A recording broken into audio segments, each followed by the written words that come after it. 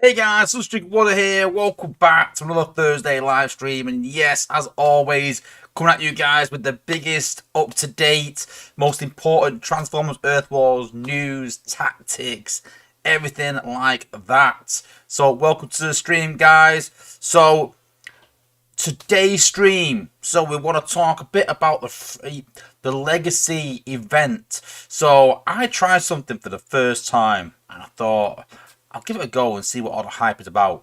I actually tried it and I'm going to go through the results with you guys and ask a big question: that is it good for the game or not? Is Mayhem mode maybe not as good as we think? So we're talking a bit about that as well. We're talking a bit about an old combat that I don't really use, and I was talking in one of the chats the other day, and I get a lot of my inspiration for my content for the stream on the chats that happen and seeing the discussions, and I go and test it myself and really get into the numbers. I want to talk about an old bot that I heard that some top players are using and thought, have I missed a trick here? Or have they missed a trick? I thought that's a big question that I need to answer, so we're going to be talking a bit about that as well. Once we're looking at the Titans, been big discussion on what Titan can beat what Titan. So I thought we'd put that to sleep and decide once and for all which Titan is best and why. And then we're going to take a look at Raiden. If I'm deadly honest, even I've not had a chance to look at this combiner yet. Some mad changes last minute being done for this combiner to get it ready for next week. Some really positive changes. So we're going to talk a bit about where it's at, talk a bit about where they want it to go, and some of the changes that's been made, some of the changes that's going to be made, and making an assumption or making a sort of decision on where we think it's going to go by next week, and is it going to be worth going for, and talking a bit about the event as well. So all that to come in today's stream. So as someone said in the stream, I think it was grind time, yes, the music is back. I've changed the music to some in-game music that I've recorded, so maybe that'll get round it. So hey, we'll wait and see. What's the worst that can happen? We get demonetized. Hey. But yeah, that is everything in today's stream. So as always though, guys, if you're watching the stream, and especially if you're new to the stream, if you've got any questions at all, put it in the chat and I will do my best to answer it. So we also have our subjects that I tend to go through and stick to because I want to create content and create videos of people to go and watch. But in between that, I'm happy to discuss anything really. If you've got any questions at all, obviously think about the sort of content size. If you say to me, Wozza, what's the best bot in the game? It's going to be quite difficult to sort of cover that in a stream, sort of fitting it in around other subjects. That's something I can cover, but we have covered it in past videos, things like that. So you're welcome to go and check out my old content and have a look. But if you think I've not covered it or not covered it in a long time, you're welcome to stick it in the chat and say, hey, was it like, I would love a video on this, or hit me up, on a private message or something on Discord. And we'll cover it. With plenty of people want to see that sort of content. Literally last week, I rated every single 5-star, and I was sat on stream saying, is it a bit soon yet? I think we just covered that about 6 months ago, and people were saying, no, I really want this. These ratings videos, we really like them. So I was like, hey, if you guys want the rating videos, you guys can get the ratings videos. So literally, let me know in the chat or hit me in a PM and just say, well, I would love to see this sort of video. Me and my friends were talking about this or that. What do you think? And yeah, I will glad to do it. So, let's have a look who we've got in the chat. So, going right to the top. So, we've got Chris Harmon first in the chat. Thanks for joining. We've got Trax Penny Lancaster and Grind Time. So, big shout out to all my members, obviously. People that watch my channel, the people that subscribe, especially the members. Those are the people that sort of keep me doing what I'm doing, basically, and sort of support the channel. So, a big thank you as always. We've got Andrew Stevenson, we've got Ricky Lau, we've got my brother Candyman as well. We've got Master Ninja, we've got Santi Gamer, so apologies, I don't speak Spanish. Jacob speaks more Spanish than me. Yeah, I do not speak Spanish, sadly. We've got my good friend Shani, who's been testing the new combiner. I'm sure he'll have plenty to say about the new combiner in the chat. We've got Jason Rowlett as well. We've got Carnage Mac, alright. We've got Ultibot Phil. We've got Pete the Greek, good to see you as well. We've got my good buddy Garrett, good to see you, buddy. We've got Cuddy Fox as well. We've got Supreme Rules. Stephen Gomez, thanks again for being a member as well. And we've got David Lee. Thank you for coming, guys. So, obviously, I appreciate the time change. I've said it in the past about, daylight savings. So, for a lot of people, I think it's a bit earlier, so they're still in work. So, apologies. But let me know in the chat, when is the American daylight savings time? I think that's due soon. Is it actually Thanksgiving or just before it? And obviously, when we do that, it will switch back again until next March, when it'll switch back again. It'll go forward an hour for a few weeks, I think, and then we'll go back again. Just don't see the point in it, mate. Just get rid of daylight savings. It just confuses everything. Yeah. And Manira Hussein as well. Good to see you as well. AKA Megamaster. Good to see you as well in the stream, yeah. So let's see. Yes, so obviously we talk about music being back. So yeah, some things in the chat. Yeah, Grindtime said YouTube just said that weird thing where it says the stream ended all of a sudden. Yeah, I don't know what happened there. That's happened like every week now. I don't know what's going on. I think there's some setting or something I'll have to change. They never used to do that. But yeah, Trash Panda as well. Thank you for joining. Trash Panda Lancaster support. It'd be nice if they could test the new. If I could test the new combiner. Yeah. The PTs, and a few problems with the PTs, yeah. So it's not an uncommon problem, if I'm honest with you, but obviously a lot is happening behind the scenes. So I know for a fact, well, I'm pretty sure they've laid some people off. And I sort of said today, like, these worrying sort of times, when they start laying people off the game, you got to think, why is that? And it's not just laying them off the game, it's actually laying them off other games as well. So, hey, we don't know what happened behind the scenes, but I know, I won't say names, but I know a few people seem to have gone.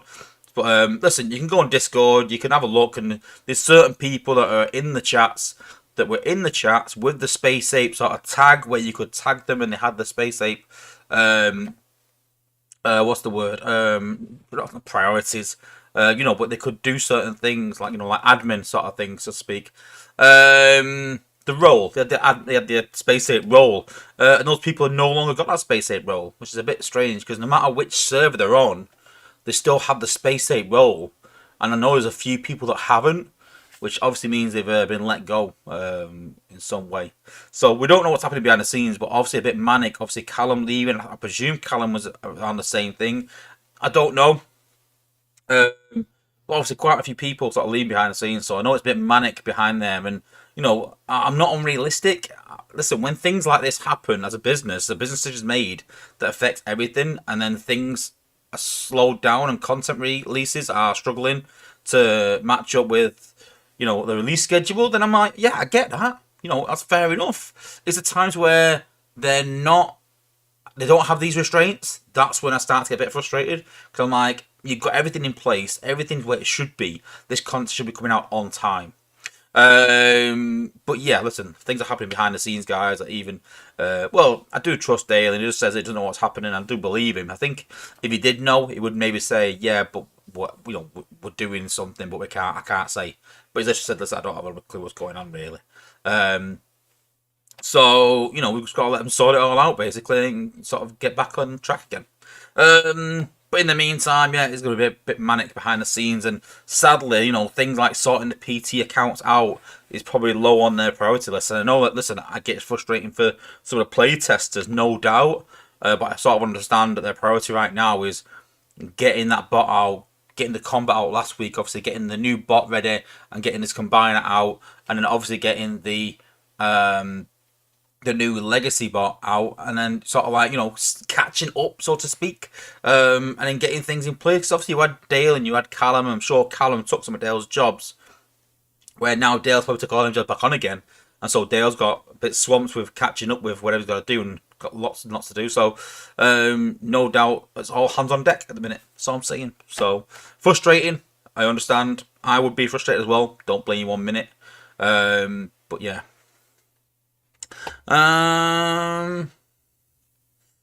Traxxas bought DST for Americas was last weekend. Alright, but they should change around again. Surely then it should be right then. Was it normal time today then? I don't know.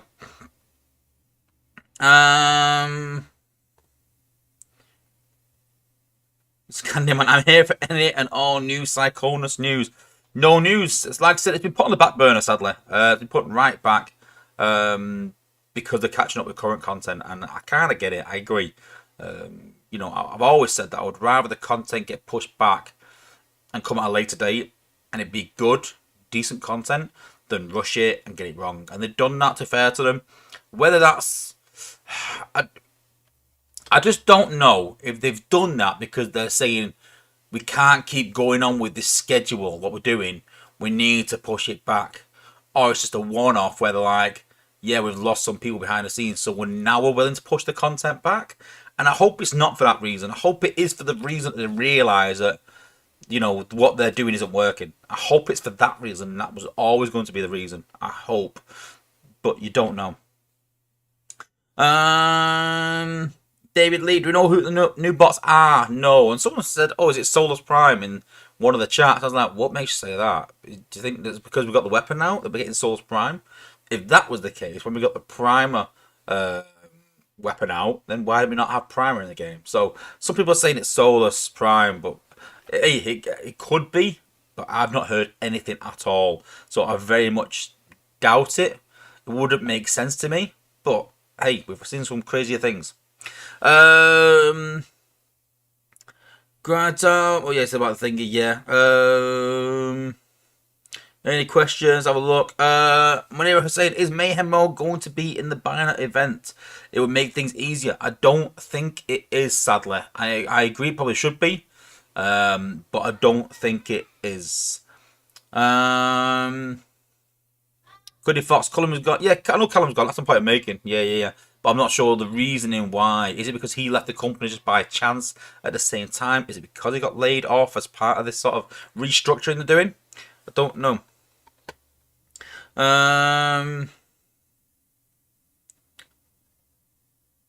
What else? Johnny Butler's put, if you don't like daylight savings, try living in a country where 5 to 8 states do it and the other 3 don't. Wow. Yeah, that'd be... Yeah. Sack that. Josie Trillo, good to see you as well, buddy. Thanks for joining. Quarantine's put, we should have known Callum won't stay long. The Shatterclass version is always temporary. Trash Panda's put, how would I become a member? So literally, if you go on my channel, there should either be a little bar at the bottom saying like, do you want to become a member? Just click that and join. Other than that, I think there is a link if you go into my about section on my channel page. There's about there, and there's a link somewhere in there where you can go to that and just become a member. Candyman, did they fix the glitch where the buildings disappeared if you use the new weapon? I've seen reports of that. I've not used it myself. I've not used the new weapon on attack yet, only on defense. But no, I'm not. I presume so because I've not seen any reports since last weekend. So I presume they have fixed it, which is quite funny. We see that quite a lot in test. Little triangles and stuff like that. We do see that in test quite a bit, to be fair. So when I saw it, I was like, "Oh right, yeah." Nothing surprising. But I get in the game, maybe it's a bit surprising, but yeah. Joe Merkel's put his ticket of the weekend off, saving for Cyclonus. Well, we'll talk about that surely, but maybe you don't need to. Oh, thanks, David Lees. David Lees put beside the subscribe button is a thing that says join. You just press that and yeah. Blade 19, another my member as well. Speaking of the devil as well. Speaking of members. So yeah, thanks for joining, buddy. So Joe Merkel, just to think, yeah, listen, they are doing Cyclonus. They are. It's not a matter of if, it's a matter of when. That's where they're at right now. So it'll probably be next saga now. So they put it back like 4 to 6 weeks, which is fine, So they are. So, Farak, any new bots that you put in the survey that you wanted? I didn't do the survey. If I'm honest with you. You know what? It's a poor attitude, I'm not going to lie. But my attitude kind of is like, what will be, really. Like maybe my input won't make a difference. But I understand that if everyone had that same sort of, attitude, then they would never have any responses and they wouldn't know. So I kind of get that. But, no doubt people are doing that survey thinking, oh, yeah, I can get 5 5-star shards. And I'm like, I think so. I actually worked it out yesterday. So take away all my crystals in my space bridge. Don't include them. I've actually got 60,000 5-star shards in storage. So I can. I think I've got like about 18 bots left to get, and I worked it out. I'm like 40,000 shards short of getting every single bot in the game. But I'm trying to save for the new batches. The new batches are always quite important, so I don't need the shards for doing that survey. And I was kind of like, what will be, really. You know, we talk about 6-shot and things like that. Are we going to see 6-shot? Probably not at this time in the game now, which is disappointing. I've been going on about Hardhead and the headmasters for the last 5 years, asking for them to do headmasters properly with a companion bot, which we got combats, and their attitude is, well, combats are the same. It's not, though, is it? It's not. You know, having that combat specific to that bot, I wouldn't mind. You know, I've come up with loads of ideas. I don't want to keep going over and over, but just something around headmasters that had. But the problem is that we've got headmasters in the game that aren't, you know, created like that. So would they have to go back and visit them? I don't know. But all I know is that there's certain things I've wanted in the game that I've been saying for years, and they're still not in the game. So I think we'll see more characters, G1 characters, no doubt, this year. They always bring out some G1 characters. I think we'll see some more Beast Wars characters. I think we always do. And I think we'll probably see some characters from different sort of Transformers universes, like maybe Energon or something. I think they might look into that maybe. But look at the toy releases. That's all I'd say. Whatever releases are coming out toys-wise, that'll be some sort of focus over the next year, because they normally work in tandem with Hasbro. So I would look at that. But do I think 6-shot's going to come to the game? No. Do I think headmasters will come to the game? Yes. Do I think they'll have companions that I've always asked for? No. So I'm kind of like, if they bring headmasters, then great, but they won't be as I want them, and I don't think they'll bring 6-shots. So I don't see the point in answering the survey. But you never know. Never say never, though. That's what I'll say.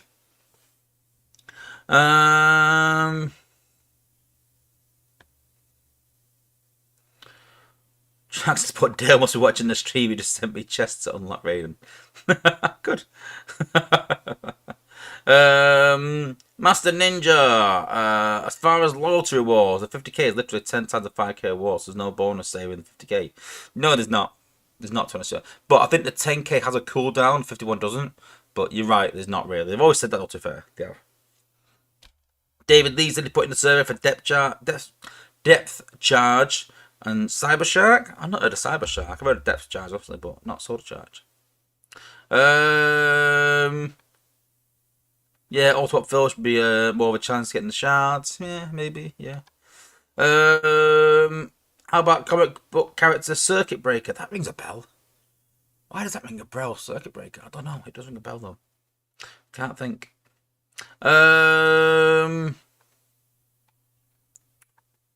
Cuddy Fox has said, I've been asking for some bots in the past 4 years myself. Got Leo Convoy, that's a good one. Atlas, Big Convoy, Fire Convoy, Dinobot, some more Beast Wars characters top of my list. Yeah, listen, I'm not one of these. I'm saying this. So someone said, like, you know, what bots have you not got? And I was like, I've got this, and put the list in. And someone was like, you haven't got 5-star Optimus Prime. I was like, no, I've got no need for him. You know, like, what? And I'm like, you know what? I get sentimental when they're releasing the bot, because I'm happy that bot's going to the game. But in terms of getting the content, if that bot is rubbish, like Power Glide at the minute, I'm not fussed if I've got him or not. Like Cliff Jumper, I'm not fussed. You know, they are obviously big people in lore, I would say, especially like, well, Cyclonus more than Power Glide. You know, they are big figures in lore, but I'm not really fussed. Like Ultra Magnus, I haven't got as a 5-star. It doesn't bother me. I liked Ultra Magnus in the cartoon and in the film, but it doesn't make me want to go and get him for the game. I'm very much on the side of, if it's good in the game, I want it. Like, I've not watched a single episode where Leo Prime is in Transformers, because it's not my sort of thing. I'm very much G1, but I've got to max him in the game because he's that good. Well, pretty much max, but you get what I'm saying. Yeah, but is that good? So I want him, but not because of any sort of other reason other than he's good in the game. So, you know, I'm not very nostalgic in terms of what bots I use and what bots I level and chase. I'm just nostalgic about them being released into the game, and after that, it's gone. I'm not really bothered then. Candyman's put Power Master Optimus Prime and G2 Megatron essential. They come to the game. Yeah, I agree. More primes, the better. Why not? And then Candyman's put, yeah, but a G2 Megatron skin would probably work just as good enough now. Yeah, true.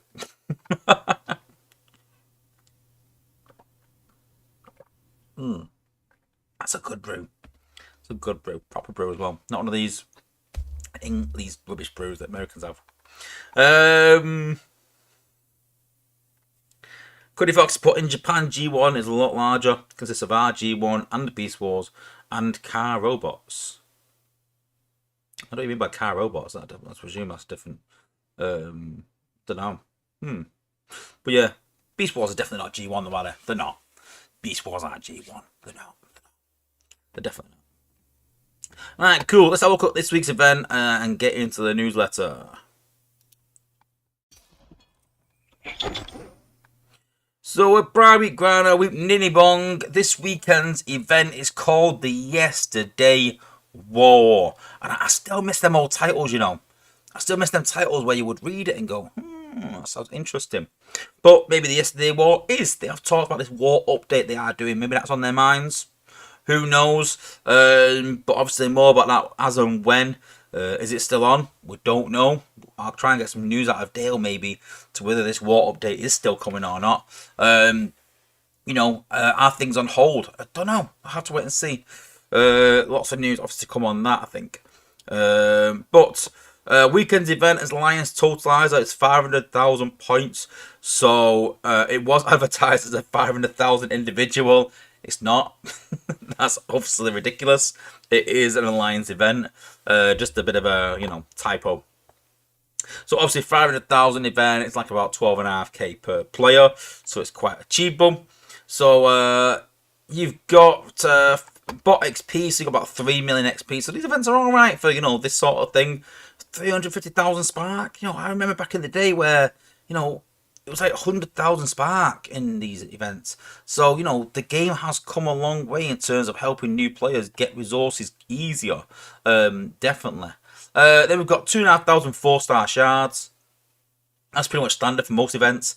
7,500 3-star shards. Pretty much standard nowadays for events. And 60,000 premiums, which is alright. I mean, you'll probably get a few 4-stars out of that. Out of 60,000 prems.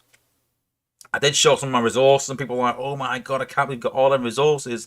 And it's from events like this really where I don't really need the spark, I don't really need the shards, and don't really need anything else really. But yeah, I was flexing yesterday, just having a bit of a joke in the chat. But when I sort of flexing these chats, it's more making a point to these guys that, there is spark out there, there are resources out there, you just need to go and get them. Because I think I've got about 5.5 mil spark in storage now. I've got a few bots to level up, but I've just got a thing that I don't like having less than 3 mil in my storage. Actually, in my storage, where the main storage, not my other storage. Yeah, and when I get down to 2 mil, I start saving it. I've not been below 2 mil in about 5 years, I think. Below 2 mil spark. I might have just dipped below it maybe when I got all them new bots. But then come back out a bit again. I'm up to about 3 mil again now. So, spark is easily, come by in these events. And, I'm glad because obviously it helps players out to level their bots and get stronger faster. So, yeah, as you can see, resources sort of spread throughout. I do like these 10 million alloy and energon. Again, new players should do well by that, by upgrading their bases. So, I like the fact that they're helping new players out by putting spark and alloy and energon in these easy events. So it's good, it keeps people engaged. It keeps new players engaged, these kind of events. So I do like them. So, for the likes of us, we're probably looking at going like, meh. But, I've got to say that, some decent rewards. So, yeah. It is the normal battle zones, so no mayhem mode. And game updates and information, so season 35. I know it is mad, isn't it? So season 35. But yes, obviously go and check out the Cyber Store. I still think they need to do more with the Cyber Store. So, for example, I played Marvel Strike Force a bit on the side. And we'll play as much as this game now, if I'm honest with you, because I've started playing quite a bit.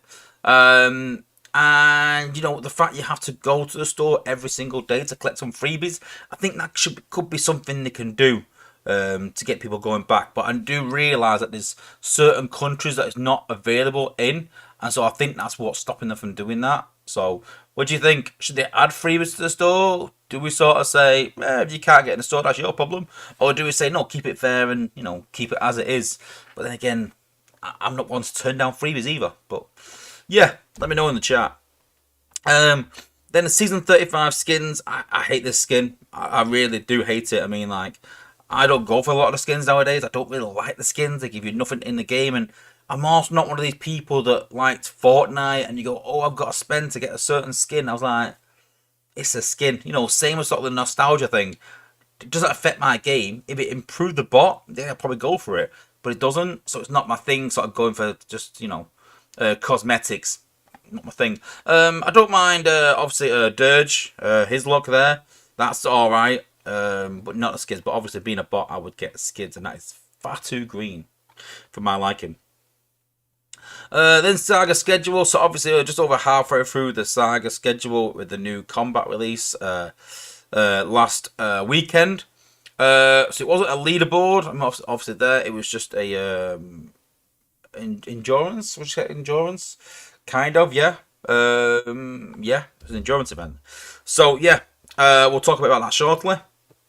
So yeah, standard event. We've got the 4-star combiner event. So it says 4-star, but there was talk about it being a 3-star combiner event. A lot of people not happy about that. But the fact it's just the 3-star and not the 4-star. But then we've got the Thanksgiving event after that.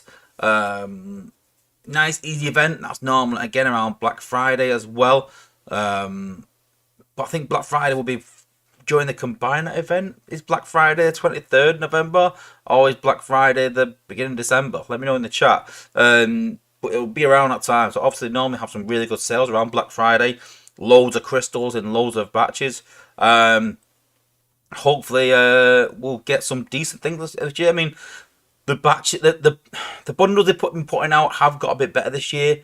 Like, giving 5-star crystals away and combat crystals and little things like that. And it does keep people spending, even myself. Even people like myself that have got everything in the game. I still went and bought that 5-star crystal, and then went and pulled a bot. I won't tell you who it is, but I pulled someone. I was trying to get someone, and I pulled someone else, and it literally took me back to early days of playing the game. So that's a bit of a clue. But we'll talk about it later. And we've got the new box in just 4 weeks time, so it's coming round quick, and they're not in playtest yet. So I imagine the idea is to get this 4-star combiner fixed, sorted, ready to go, and as soon as that's done, the box will be in test, and we'll try and catch up again. I think that's the idea, but hopefully we'll get the new box by next week. Fingers crossed, and then we can hopefully start doing content on it. So talking of content, go and check out Freezes Max, Soldier, and myself. Go and subscribe to them all, guys, to get the most updated information. Obviously, Freezer covers the Decepticon part of the game, so if you're a Decon, you definitely want to go subscribe to him. Soul does a lot of polished material, a lot of the new content he covers, and sort of does like a bio in a way for all the new content. So yeah, Soul's does a lot of polished content. Go and check him out, and then obviously myself as well. And then the next Space Ape stream is on the 21st of November. So that will be next week. So go and check that out. That's where they kind of show any sort of inkling into new content. And I think that if they are going to talk about the new War rework, it'll probably be that week, because after that, then the next stream will be just before Christmas. And I think they said that they're hoping to release it around then, maybe. Who knows? No promises. But a bit crazy to release it before Christmas and then showcasing it before Christmas when they're going on a holiday soon afterwards. But you never know. So hopefully we can get something out of them to show the new War rework while they're on stream, hopefully. Yeah. Let's have a look at the chat, see what everyone's saying. So grind time. It's not Earl Grey. We're nothing added. It's wrong. It's not. You're wrong.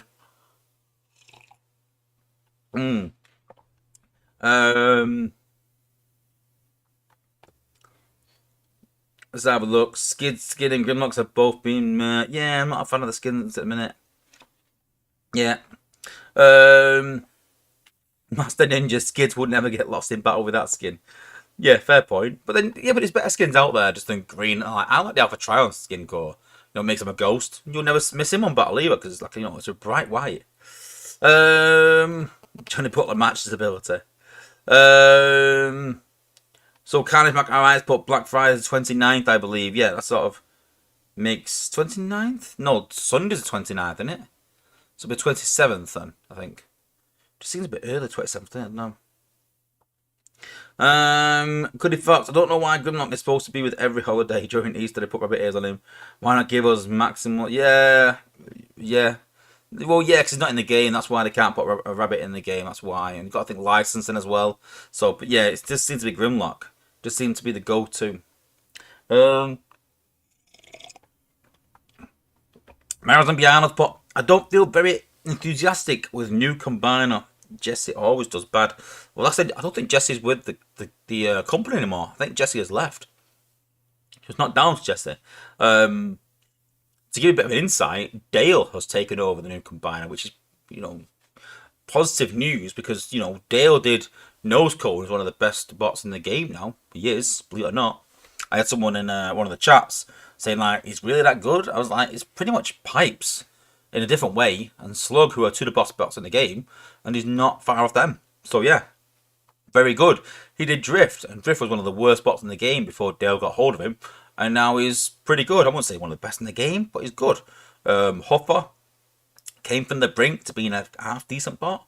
He did Lightspeed, and Lightspeed's pretty decent. So, you know, Dale's got a pretty good track record of bringing out some good content, and I think because Dale puts a lot of... And listen, I don't want to sit here and belittle other people, but from the outside in, it looks like Dale puts a lot more time and effort into it. Maybe because he's got the time and effort, I don't know. But Dale literally puts his spare time into it. You know, Dale sort of lives for this game. And, you know, to see him behind the scenes going like, I've made some changes, go and check it out. He's done this to me in playtest back in the day. He would do some changes, go and check it out. And literally just like three of us would go and try it out. Whoever's on at that time, just go and try it out. And we'd come back and go like, yeah, we'd do this and we'd do that. And then I'd go to bed, and then by the time I wake up in the morning, Dale made some different changes. And, you know, we all sort of put our input in. But it's these sort of quick turnarounds that we need. We need that back and forth. I don't like this. Put it in a survey, we'll look at it and we'll make changes. It's too slow. So you've got to think that. So someone mentioned this in the playtest chat. They sort of said, you know, all this sort of conversation, can we put it elsewhere? And we used to have our own chat at one time, and it did work. Then they got rid of it. I don't know why. It wasn't even that toxic. To be honest with you, the most toxic part of playtest was when there was discussion around whether something was OP or not. That's where it got toxic, because you have one side of playtest saying this is too strong, and then you have the other side saying it's not. And we've seen a bit of that in playtest now. I don't think it's toxic. I think it's just a conversation, but people see it as toxic because it's two people arguing. So I hope Shani doesn't mind me just saying. I think Shani's on a conversation about. Listen, I don't think Shani's right. I don't think he's wrong. I think he's right and wrong. And I think the other person that was talking with, and I can't remember who it was. I remember Shani because I know the guy. Was right and wrong as well, and they were discussing whether the new content should be geared towards, you know, the more experienced players or the more mid-game players. Now, if you gear this towards mid-tier players, then they can't make it too powerful because it be massively OP. But they can't gear it towards top players because then if they do, it'd be OP in lower levels. But then you want older players to go and want to spend and chase that, especially, you know, some of the whales. So I kind of get both arguments, really. You know, that newer players are struggling, but then I'm on the sort of camp of bring out new content that is really good and make new players go and chase the new content. You know, and make it overpowerful so they go, you know, listen, I have no doubt that nearly everyone in the game right now is chasing Ruination. Yeah, other combiners are great, but everyone's chasing Ruination because of that, because of the new content. And listen, Ruination is the hardest combiner to get right now, I think, pretty much. And that's how it should be, to be fair. That's exactly how it should be. You know, the new content should be hard to achieve, but it should be very powerful. And older content should be easier to get, but not very powerful. So if you're a new player and you get Superior, you're like, great, I've got a combiner, but it's not going to get me to that top level quickly. If I want to get to that top level, then I need to go and get Ruination, because that's what everyone's saying. So I understand Shani's point there. I was in chasing, new content being good, and I kind of agree with it. But I do understand that people sort of look at it and go, yeah, but you're alienating people, those that have it and those that don't. And so if there's mid-tier players that have Ruination, those don't, the ones that don't are going to find it really difficult and quit. But that's kind of what these games are about, aren't they? They're monetized. They want you to go and spend, to go, listen, you want this content? Go and spend, go and get it. And then you can become a good player. So I kind of understand two sides of the argument. And maybe not even an argument, discussion, but that's what happens in playtest. And we used to have that. But, sidetracking, going back to it. But yeah, when we had that chat back and forth with the apes, we tend to got more done. But now with the survey, we tend to go, fill the survey in, and they'll leave it for a day or two for everyone to fill it in, because not everyone's online at that time. Leave it for a day or two, then they'll collate all the figures, and they'll go, all right, well, 70% said this, 60% said that, this is the general feedback, right, we'll make some changes, right, okay, go and have a go at that. And then they'll leave it for 2 days, then they go, okay, can you fill the survey out again? I don't like that. I like an ape coming in and going, right, what do you think of this, guys? Bang, bang, bang, bang, bang. Right, let me change that.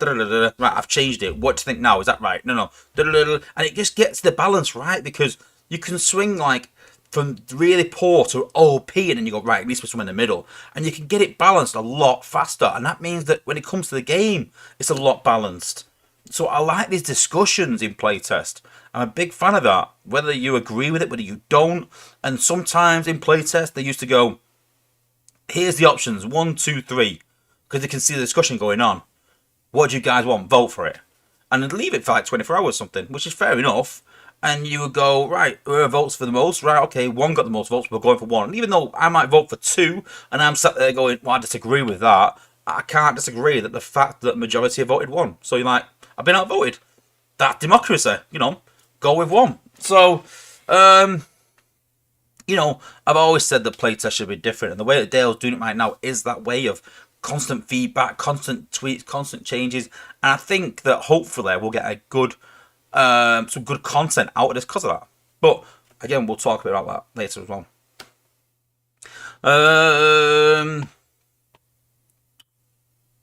Yeah, Hellraiser Sport, definitely appreciate Dell's work ethic.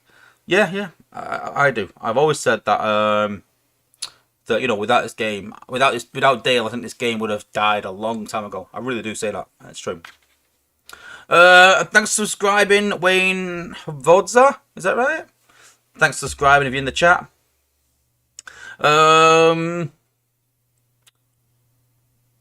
Stephen Gomez, are we going to get Dino Gate for Black Friday? I think at the very least you can expect Dino Gate. I think we'll get Dino Gate and maybe some 5-star crystals for like $20 maybe. Like we did last a few weeks ago. Maybe that's a test. I think so. It was a bit random, wasn't it? Getting those 5-star, no, 5k shards for 20 quid. One-time bundle. I think it was a test for Black Friday.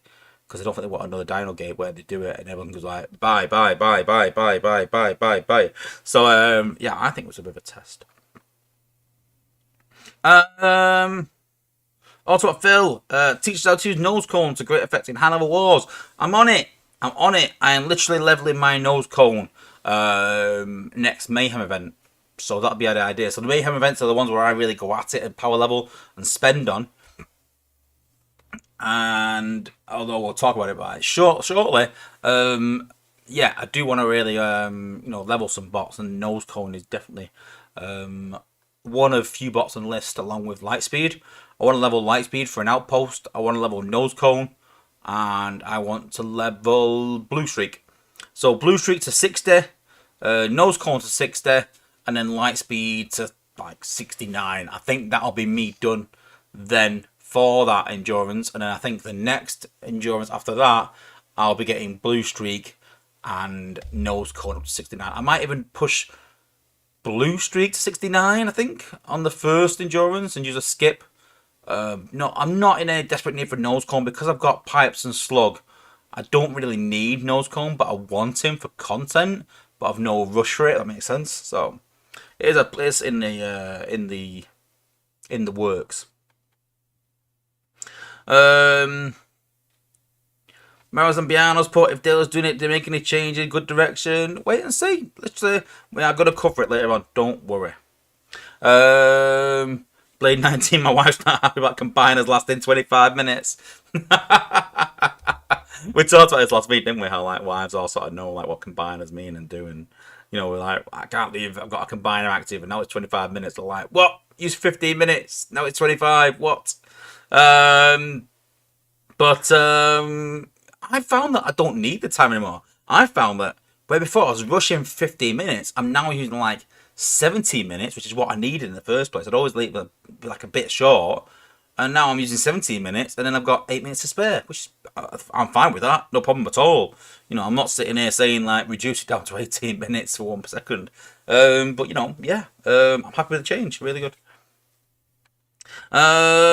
So far, do you think Cosmos will have another 5-star event, or will he be in the next batch?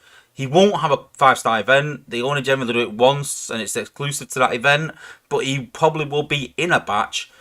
Is he next? Was he the next Endurance after Huffer? I think so. Correct me if I'm wrong in the chat.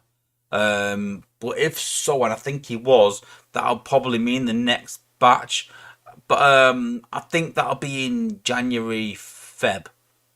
I think it's a bit soon for another batch yet. So I'm going to say January, February. I'm going to say February for the next batch, I reckon. So obviously next, we'll start talking a bit more about it then, nearer the time. But I think around February. You're talking every 6 months pretty much. And also a new batch came out about a month or two ago. So I reckon February, yeah. But I would not be surprised if they brought one out before Christmas. It is a good thing for people to start to chase content right before Christmas. So, you know, bringing one out before Christmas would make sense in terms of monetary values. But we know that Space Ape don't make common sense approaches to these things. They just fit it in where they can. So for me, if I was running this game, I would bring a batch out before Christmas every year. Every year, I would bring a combiner out and I would bring a batch out just before Christmas every single year. And I would plan that because they're your money makers. And it's just good to, you know, bring something out for Christmas and just go, right, okay, we can lead people to it, do some easy events. People can level bots if they want to. And events where they maybe wouldn't normally put money into and level, they can because they've got these new bots. It just makes sense, I think, as a business decision to put a batch for Christmas, doesn't it? I think so. Also, what Phil says, we appreciate you, Wozza. Thank you. Appreciate the comments. Thank you. Yeah, Quiddy Fox, play it first, didn't want Slug. I did. I called it. I said he was the only one I wanted out of that batch when it was reworked and announced. And it's true. David Lee's put, I think Cosmos was the legacy before Hoffer. No, he definitely wasn't. It definitely wasn't before Hoffer. It was definitely after Hoffer. But I can't remember anything after that, but yeah. Cool. Right, okay, let's go into the game. Let's talk a bit about some content. So, I did try and save some screenshots, but sadly I didn't get any. So, at the beginning of the last endurance event, I thought to myself, I've been sat here saying to people, listen, you can do it free to play, it's possible, I've done the maths. And I thought, you know, it's not fair for me to sit there and say that without actually trying it myself. And so I've talked about Mayhem mode, how good it is, how you can power level, and how best to do that in Mayhem mode. But I was like, you know what? I need to go and do it free to play so I can talk from experience where I'm not just crunching numbers and just, you know, talking at people without any actual knowledge. So, last endurance event was obviously for the new combat. I had no real desire for it. It was decent, but it was a 4-star, which I don't really need. So I was like, you know what? I'm going to go for this just to see if it's possible to do 50k free to play. And I was actually quite surprised at how easy it was. So the way I did this was, let me just go back to my other game a minute. I'll show you my teams.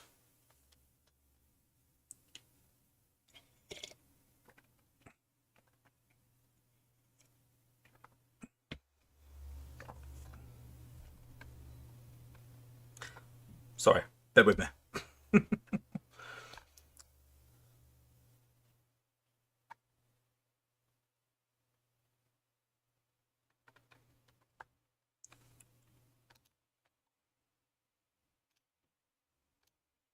If music's too loud, let me know. If music at all, let me know. So literally, all I was doing was I was running. Obviously, it's 15 cells per battle. So when you're at 75 cells, obviously 5 battles depletes your cells down to nothing. So generally, when I'm doing like medal farming, doing events free to play, I generally run teams of 5 stars. So you can see there, I've got one team there. They're all around 40, 43, 45k-ish. Got a second team there, another team there, another team there, another team there, another team there. That's all my sort of teams for zone 16, 17. So I was literally just running zone 17 with these teams and with Ruination. So yes, I did use Shanix to go and buy ore. So that's still free to play though. You still get Shanix for free. But yes, I've got plenty of Shanix to use. But I was just running these teams. 5 attacks. Getting those 5 attacks down within 20 minutes, half an hour. And then closing the game down. Going back in around 5 hours time. Doing the same again.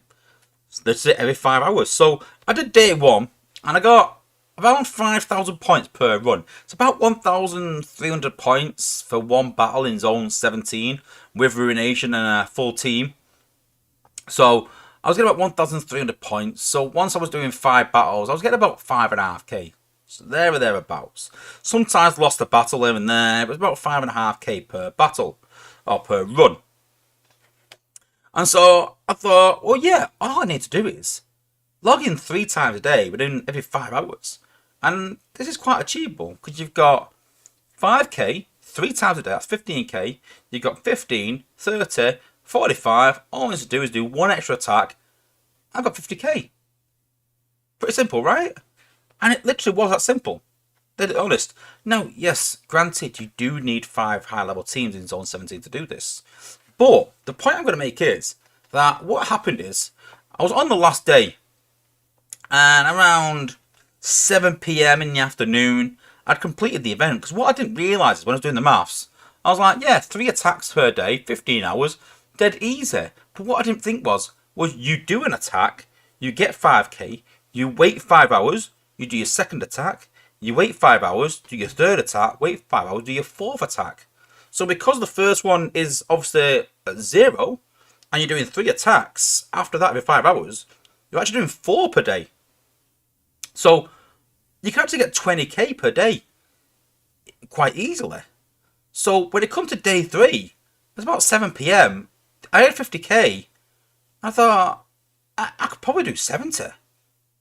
I was like, well, I've got 12 hours left, should I buy a bundle? I was like, no, well, I started this event thinking, I want to be free to play. I want to see if it's possible free to play. And I thought, you know what I'm going to do? I'm going to do 1 more attack for bed. I'm going to do 1 when I get up in the morning before work. I'm going to do 1 on my break in work. So I did 1 more before bed. It was around 55k. And then got up in the morning for work. Forgot, if I'm honest with you, got to work and then realised. And then had one of the most manic days ever. And so sadly, I didn't get to push for that 70k. But if you're doing the maths alone, I mean, yes, I've sat here and said like I wanted to do it for myself. I did the 50k free to play quite easily, quite comfortably. And so I feel like 50k is pretty much achievable for anyone really that could attack even in zone 15. Yeah, zone 15 might get you 4k points rather than 5 and a bit. But it just means that those 4 attacks you can do every 5 hours every single day will still get that 50k. But it's possible for players that can run Zone 17 to hit 70k free to play. It really is. So you get the binary bond, you'll get the chance crystals for the binary bonds, all free to play. I was like, this is pretty good. You know, being able to, it's not much of a grind. You just log in, do 5 battles, close the game. Do that 4 times a day. Done. 70k is doable. But then something sort of came to me. And I thought, I'm not too sure this is a good thing or not. Because once you get to a point where end game content is available free easily, not even through grinding, easily free to play, you've got to ask, why spend? Why buy cells? Yes, you need to level bots, yes, things like that. So granted, but for endgame content, I think you should have to spend. And I know that some people will hear that and not like me saying that and think like, oh, was it only for the whales? It's not that. If you want to play this game, people got to spend. I've always said that, and I don't want to see anyone throwing thousands at this game. In an ideal world, I would want every single player spending $40 a month, and hopefully that would keep the game going. And I don't think $40 is too stupid. You know, you would spend $10 a week on a packet of cigarettes or some sweets or some chocolate or something. You know, you would easily spend $10 on nothing really. So I don't think $40 a month is a lot. So, you know, to keep the game sort of going, you know, people will always spend more, granted. But I think that once end game content, like binary bonds, is free to play, it's a bit worrying. So I sort of start to question, will we see point increases in event? Will we see events go to 100k? Will we see a bit of a jump because of Mayhem mode?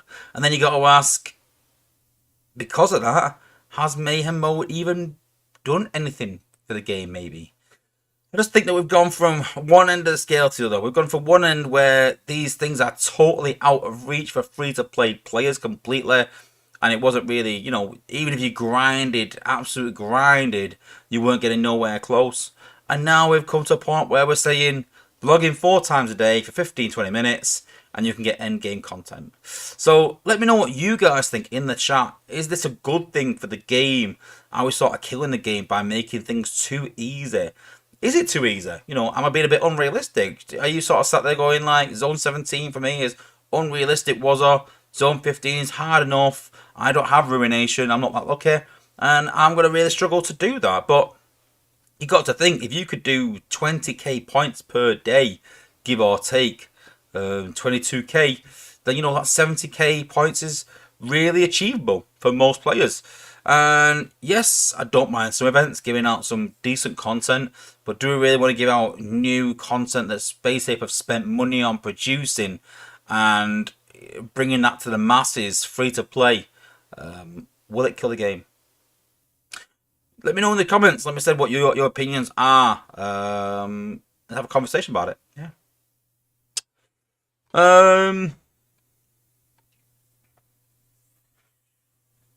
Also, what Phil's bought, yeah, I use the same strategy. Except when I have time, I will attack 1 time every hour of my war team. I win almost every match in Zone 17 without a combiner with that team. Yeah, that's a fair point. Yeah, you can do that. I just don't like setting alarms and logging in. I'm a big fan of, like I said, logging in, do my battles, and logging out, and then having some free time, because I have to take Jay to football and twice all the weekend. I work obviously weekends, so I don't have that free time where I can log in every hour. You know, in work, I'll log in beforehand, do some points. I'll go to work, I'll do some attack on my break, and then I'll do some when I get home, pretty much. So yeah.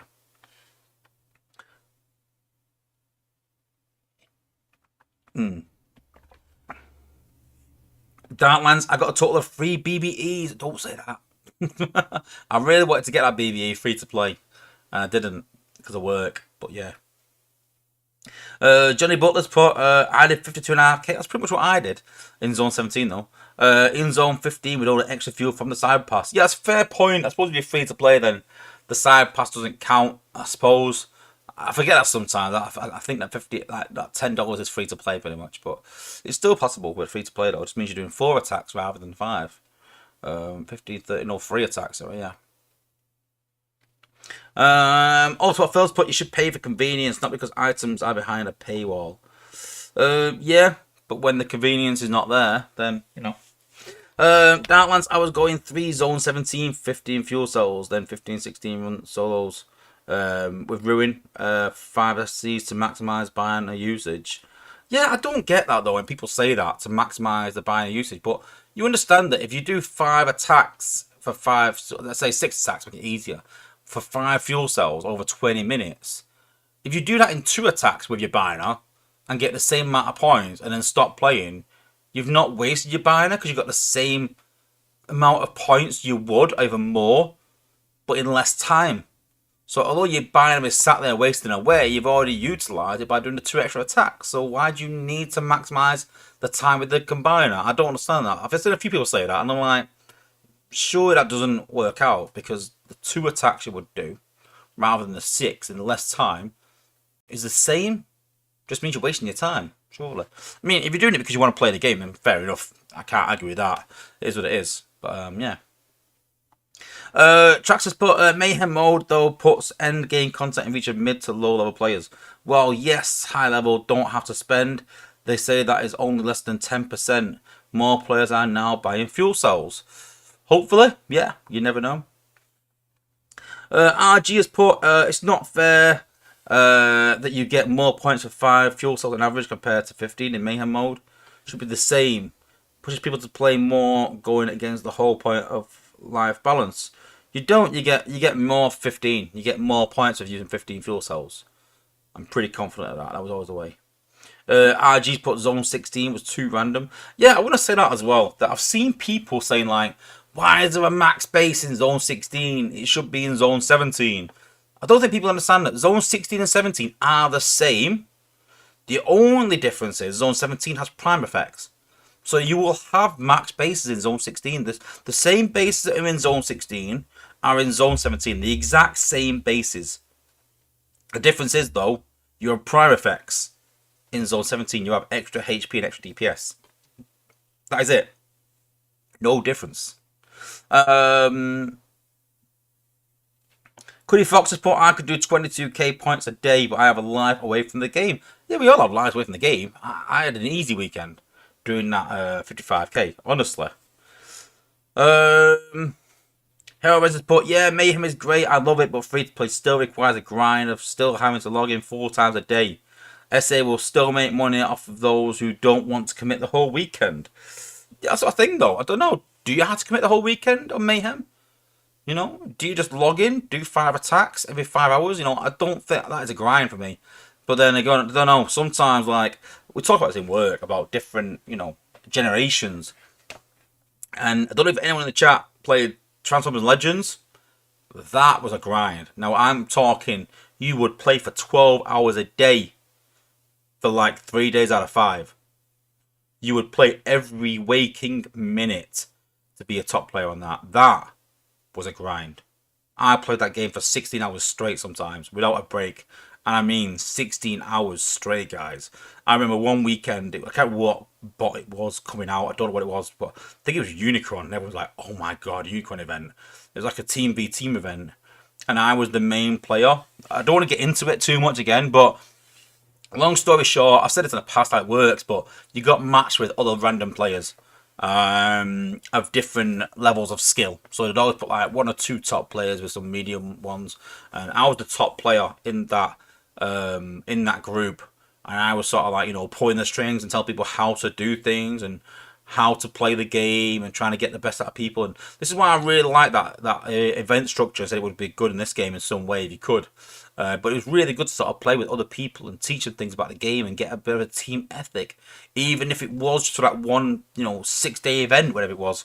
But I remember one day thinking we might actually lose this, and it was one of those where you won one day, you went on to day 2, you won day 2, you went on to day 3, and you had to keep going and see if you could win all 6 days. And also, it's a bit like a pyramid where you have everyone at the bottom and just like weed out people until you get to the top, and there was like, you know, maybe 10 teams left in. And you would be playing against your friends on other teams and realize, like, oh, I know that guy on another team. And sometimes you go against 2 and you're like, oh my god, there's 2 of them. 2 top players on the other team and there's me on this one. You'd have to like sort of, you know, encourage the sort of troops, say, come, we can beat these guys. It was really cool. But the point I'm making is that, like I said, on this one event, I was literally, on my day off, I literally started playing in the morning until bedtime. I didn't stop playing the game all day. And I mean, all day. So when I think of that, that's a grind. So when you say to me, you know, logging in 5 times a day to play for 20 minutes is a grind, it's not. I would say if you're not playing for 10 hours a day, that's not a grind. Honestly, I know people probably sit in the chat and go, what? 10 hours a day? That's ridiculous. And I agree, but for me, that is the grind. If you're not playing for 8 to 10 hours a day, then it's definitely not a grind. Once you get 8 hours and below, that is not a grind. That is casual gaming, guys. Honestly, like if you play at top levels, when I played COD, I would get the game for 2 weeks and I would live on that game for 16 hours a day for 2 weeks. It was a running joke that I said to the wife, I'm going getting COD this week. I'll see you later. I'll see you around. Because she wouldn't see me for 2 weeks. I would be in the room and she'd be bringing me food. I'd hardly even leave the room for food. Honestly, like, I would not leave that screen because I was quite a top player in COD. You know, I was top like 600 in the world on hardcore search on Modern Warfare 2 and 3, I think it was. You know, I was very high level at that point, and even then, I didn't even consider myself competitive. Even then, you know, I didn't think I was going to go and play a tournament or anything like that, or I was a professional gamer or anything like that. And obviously, YouTube wasn't really a thing back then. It didn't even cross my mind. I just enjoyed the game. I just played it a lot. Just hardcore gamer. So for me, yeah, listen, like hardcore gaming is hours of gameplay. Um.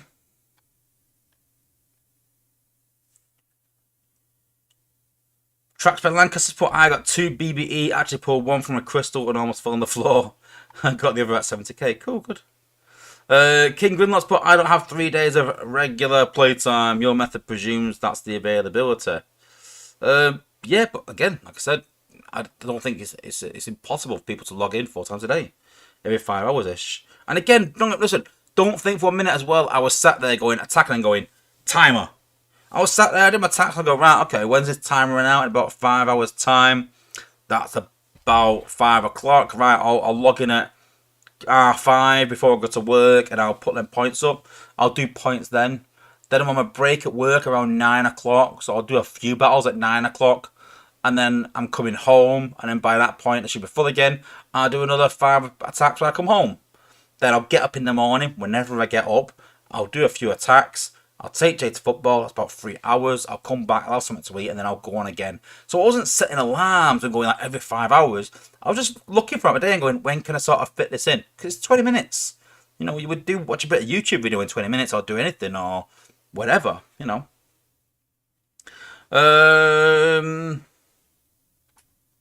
Dart answers, but 5 fuel cells rewards is actually more than 15. Surely, no, not for Zone 15. Surely not, because Zone 15 is triple and a bit. It's like 3.3. So surely not. And then obviously 16 is, if you're in Zone 14, then yeah, it is. But not Zone 15 and above. I don't think it is. I'll have to check myself, but yeah. Last Lion says, so it seems they took your advice and put off the Powerglide and Cyclonus event. I don't think they've took my advice for 1 minute. I don't think that. I don't think they go, oh, Wozza said, let's do that. I think they've realised and done that, I think. Whoever has put, I can't give 3 days anymore, but Mayhem keeps his old player still playing. Cool, good.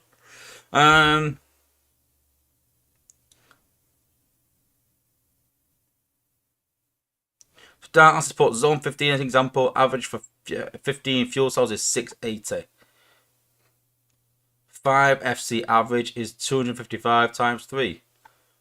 Why is it 255? It shouldn't be. It was like 220. If that, no, it was 200. It was 220, which is 660, which is a bit less. So it was. Interesting. Uzbek, sorry, I don't speak any language other than English. Apologies. You're welcome to use a translator. I'll get someone else to translate, but sorry. No reason. That's mental. Pete the Greek, but waiting for fuel cells to regenerate during Mayhem was extremely boring. That's a problem. Why wait? Go and do something. Come back in a few hours. If you want to play the game, go and play 5 fuel cells. You know, and listen, I'm not going to criticize people that want to play the game because they enjoy it. You know, go and play it. You know, that's fine. But for me, I just want to get the event done as easy as possible. Dark Answers put, I did ever quest post times like that. Yeah. Last Lions put, I love Mayhem and we need more. So good for power leveling and time management. Discrepancies in Zone 15, sometimes at HQ 17, sometimes at near max HQ 18. Losses are devastating. Not in Zone 15, really. I don't think we've seen any max bases. You do see some HQ 18s, but they're not max bases though. Max bases are like, you know, definitely a 16, 17.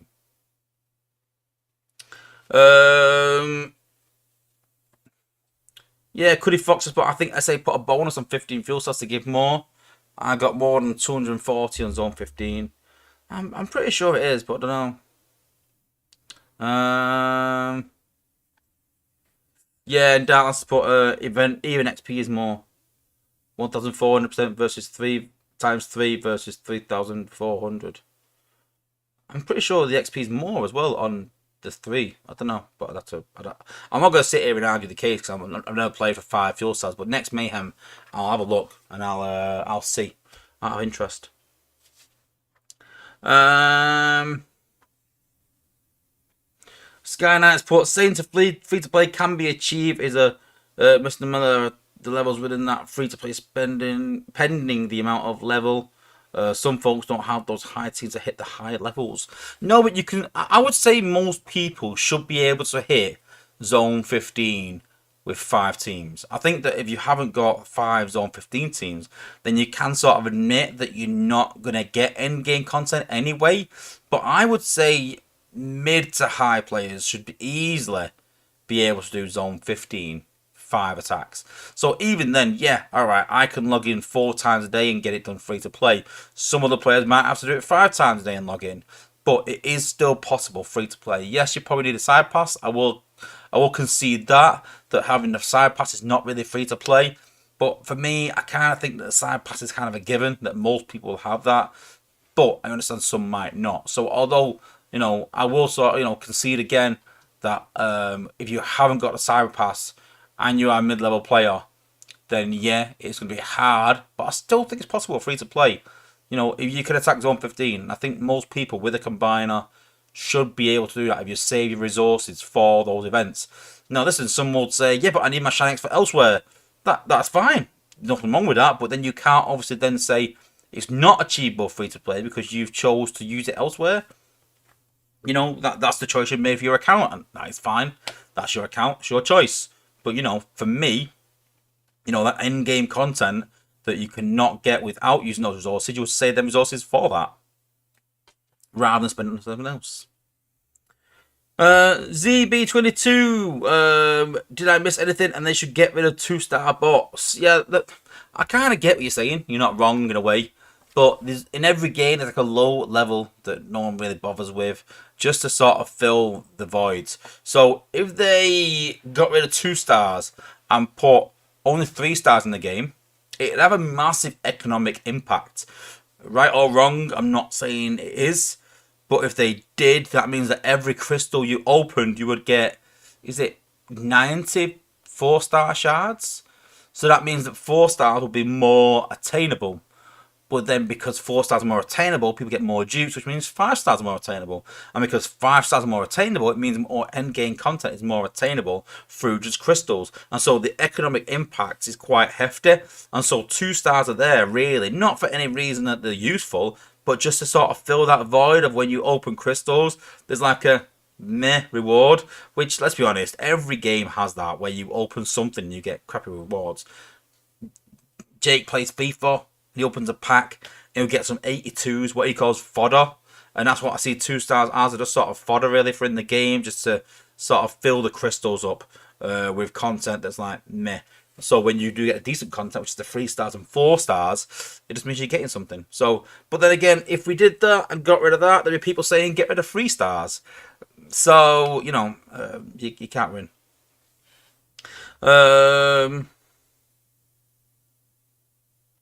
However, as I put on the other side, I pay to play Mayhem, and I'm done in about 4 hours. Yeah, of course you can do, yeah. Meta Bears put 4-star Mayhem free to play. I need to learn this strat and shake off my dust. It literally just is taking a combiner and taking your team into the highest zone possible, and making sure you can win in that zone, and just doing that 5 times a day. Literally, that's all it is. Dead simple. Cuddy Fox has put, I've got 10 teams that can do Zone 15, but I only use the top 5 teams. Yeah, exactly. To level those teams up instead of doing 10 teams on Mayhem mode. Yeah. Or you could literally get rid of those 10 teams and make just 5 even stronger teams. Whatever. Listen, you only need 5 teams if you have the Cyber Pass. If you don't, you only need 3.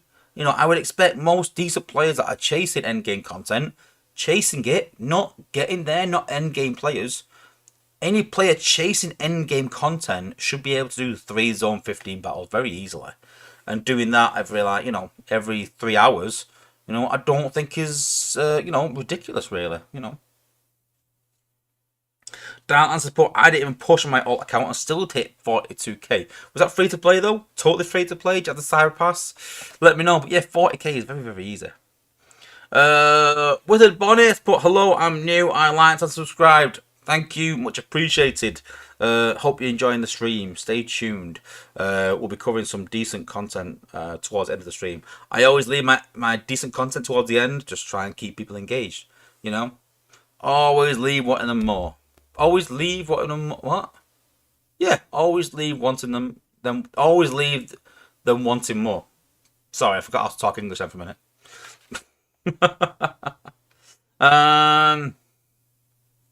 Down and support. I did the math for cashing all my character shards. I'd have 70k 5-star shards. Yeah, similar.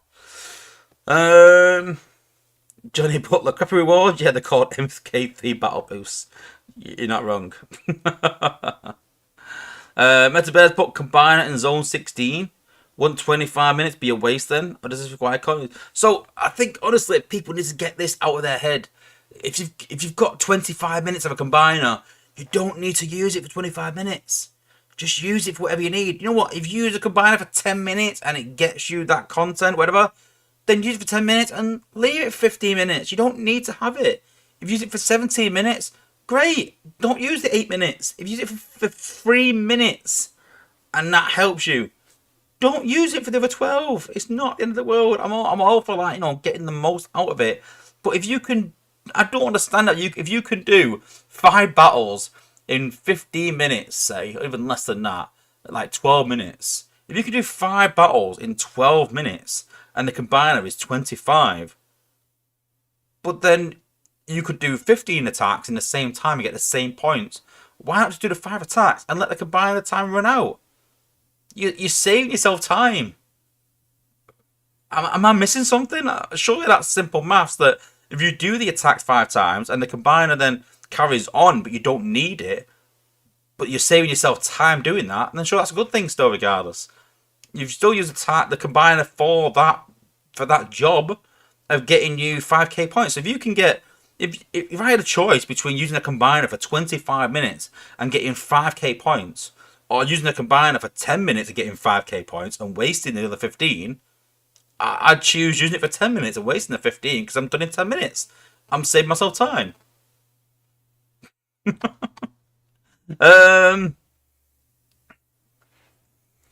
Cuddy Fox, Battle Boost is not all that good. I wish they removed them from Dispatch. I haven't done Dispatch in years, honestly.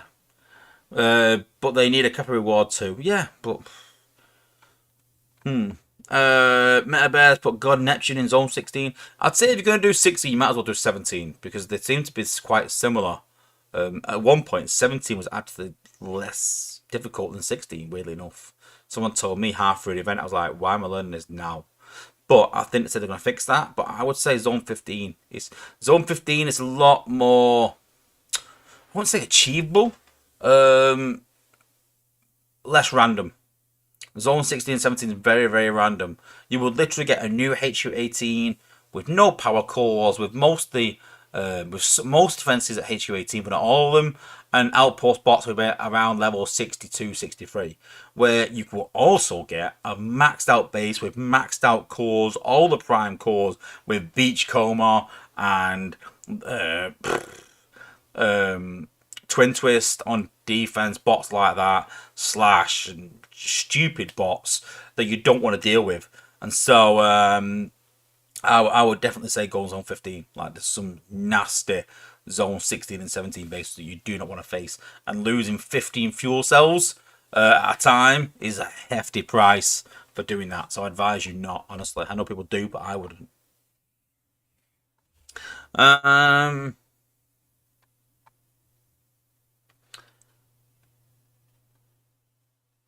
Also, what Phil's put, think about how many points you get per combiner usage, not how many battles you fit in. Yes, that's what I'm saying in simple terms. He's described that a lot more simple than what I did. But yeah, that's exactly it. Just think about how many points you get in per combiner usage. Forget how many attacks. Nothing to do with that. It's how many points. Dead simple. And the most efficient way you can do that. Thanks, Albert Phil. Blade 19s, but I love the 25-minute for the combiner. I do a war and I go and do Zen Energy on farm with 75 fuel cells. Don't waste a second on the combiner. Yeah, I get that. 100%. Listen, again, I'm not sitting here saying revert the combiner back down. Not for 1 minute am I saying that. It's a great change. I'm all for it. And I should probably... The problem is, though, if I took my war team out of my Zone 17 teams for events, they won't be able to do Zone 17. And so I don't separate my war team. And I also need more slots. 18's not enough because I literally have... I have my war team. And I know people are going to go, what you on about? Well, that's stupid. I'll leave this one blank. Just so I use this for like messing about, or if I've got to do something, or just a blank one that I can edit and change and do whatever with. But I'll leave that blank for that reason.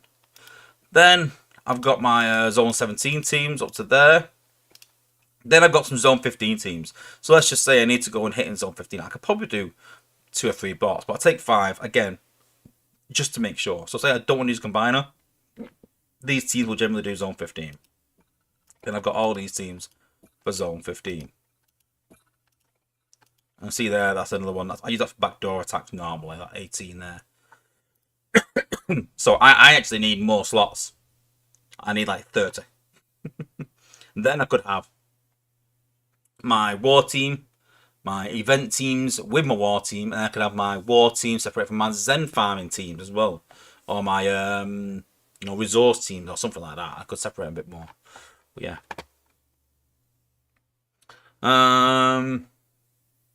Cool. Okay, next up, let's go into the test server. So yes, this is a test server. 1,700,000 coins does not mean I'm a hacker. It's a test server. I still get people saying like, how'd you get the hack? Send me a link. And I've got to admit that. Do I admit this on stream? I don't know. So one guy hit me up and messaged me and said, Wozza, have you got a link to get all them cyber coins? So I sent him a link that said www.grannyporn.com. I said, it's here, mate. Just go on this site and you'll get the link. Guys, I'm not going to give you a link for a hack. I don't have a hack. I don't use a hack. Why would I use a hack and chance losing my account that I played for 9 years? You know, it's not going to happen. So, and people don't realize it's test server. But, yeah, that was quite fun. Sending a guy a porn link. I don't even know who the guy was. Never seen him before since. I think he did that. It was a bit annoying. And I probably lost a subscriber doing that maybe. But, hey, it was fun.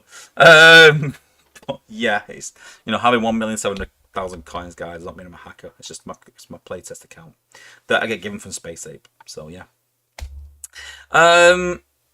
So there was some chat about combats and what combat to use, and someone brought up an old combat and said I would use this, and I was sat there thinking I wouldn't use that. I used to use that. I tried it, didn't like it, dropped it, got rid of it. Literally got it, maxed it, used it, dropped it within about a month. And someone said, yeah, X top player, I won't say who it is, but X top player uses him, says he's really good. And I was like, well, I've dropped down from the top leagues through frustration, if I'm honest with you. And I thought, well, who am I to argue with the top players? Have I missed something here? Like, was the combat maybe not working at the time and been reworked and fixed in some way? Is it not working as it should? Is it overpowered? So I started to think, like, maybe I've missed a trick.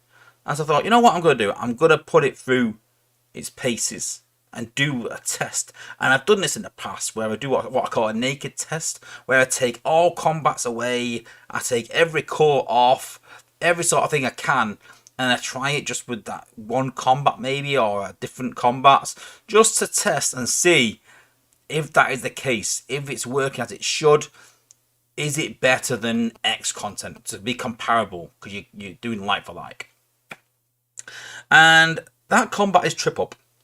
So I've always said that I didn't really like trip up because it's hard to see if it's working or not. The visuals can be difficult and you don't actually see any results. And I said there's a lot better combats out there to use other than trip up. But I know that people are starting to time out on battles, especially with the likes of Beachcomber in there, and even Lightspeed, who's got that sort of triple revive on him. He's got like 3 lives, which is crazy. And adding obviously the new combat is 4 lives pretty much. So it can get a bit crazy. So I thought maybe triple was an option for people to get through bases faster. But again, I'm not going to sit there and sort of advise people without knowing the facts. So I thought I need to test this and see.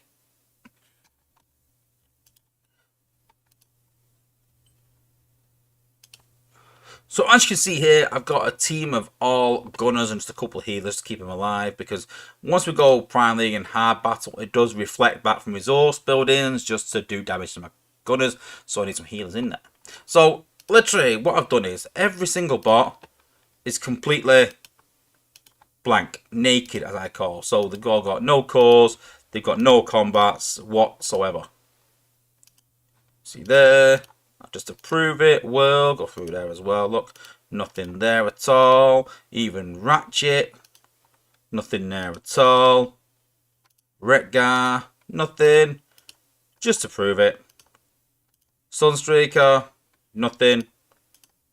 Roarstorm, nothing. So I've not chosen these gunners for any other reason. I just thought I'm going to pick some gunners that I can take the cores off, and I probably won't use them for anything really, because they're sort of like not forgotten bots, but bots I don't really use at the minute in my playtest for any reason. But I'll just stick them in with a couple of healers and then see how they go.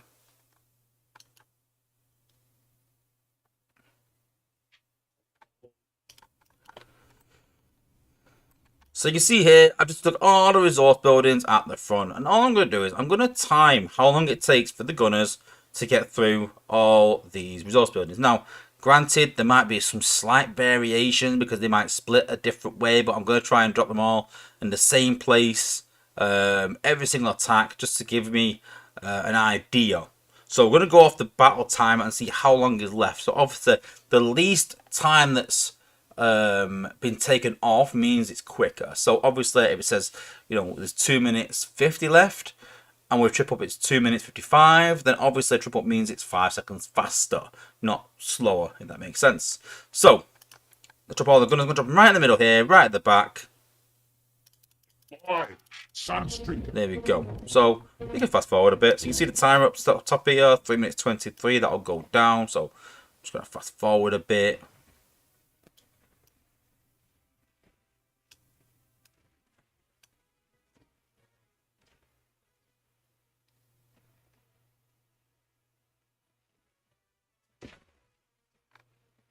And there we go, 2 minutes 38. To give you an idea. So now let's stick trip up in, and we'll see what difference he makes.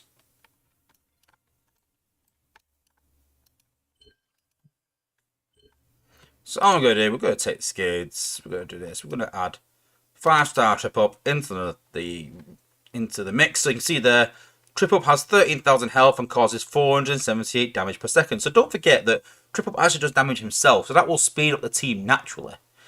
Trip up increases the movement and attack speed of nearby bots. So it doesn't actually speed up their attack, but they will move from target to target faster. So surely they will go through it a bit quicker.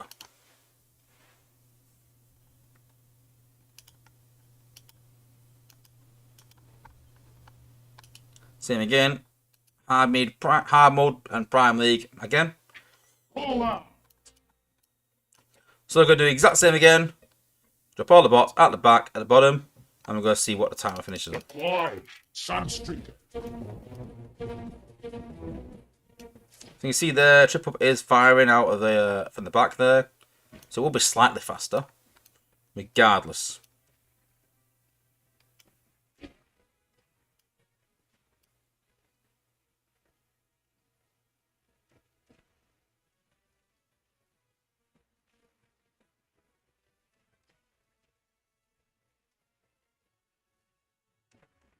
And you see there, the trip up is around, it's about 8 seconds faster with trip up attached to your team. So, yes, your team will do more damage faster with trip up. But we have to remember that trip up himself does damage. So although that was 2 minutes 46, let's try it with something, another combat that just does damage.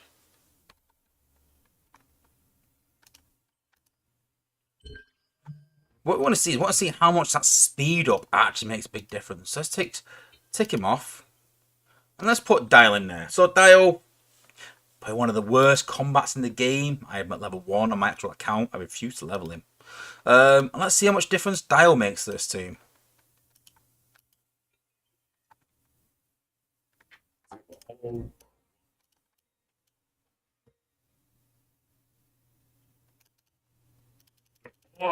Sunstreaker. Let's start again because I dropped them a bit too far back.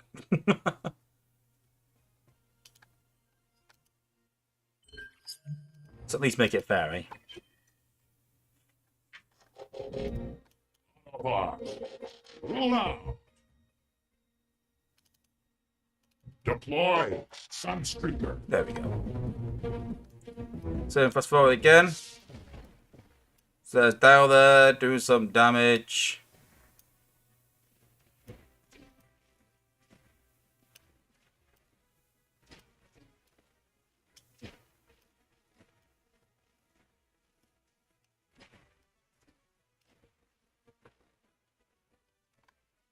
So you can see there, 2 minutes 41, 2 minutes 42 roughly.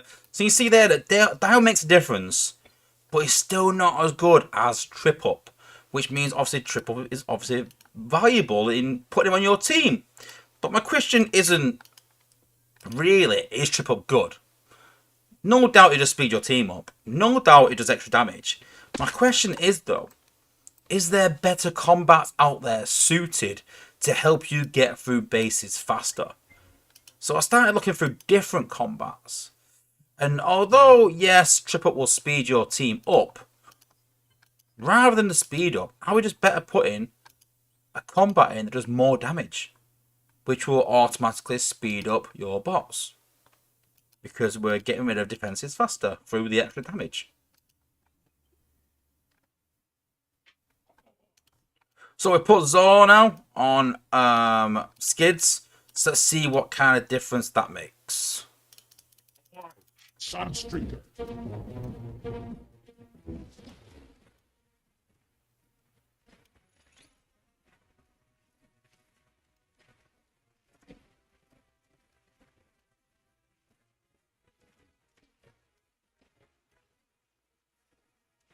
You can see there, we've got very similar results from putting Zor on compared to Trip Up. And so we have to then look as well. So yeah, we've done a test on how quickly we get through the base, but then we sort of need to sort of compare stats on the combat on not just how much damage it's going to do and get through the base quickly, but also like survivability.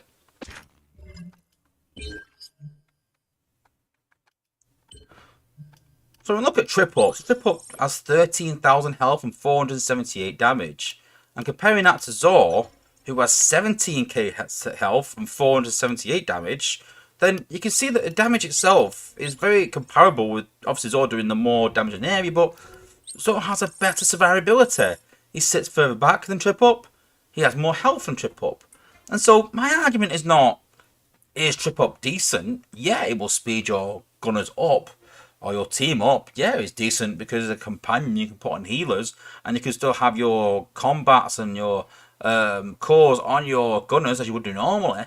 But my question is that there's probably better ones out there. You know, I haven't tried Big Daddy, for example. Other combats like that even do more damage against combiners and against bots, which means you'll get through those faster. So I would say that if you're actually timing out and you're thinking Trip Up is the option and the solution, I would argue that it's actually not. I would argue that there's better ones out there, like Zor, like Big Daddy, like Sidetrack, that will actually get you through your base faster.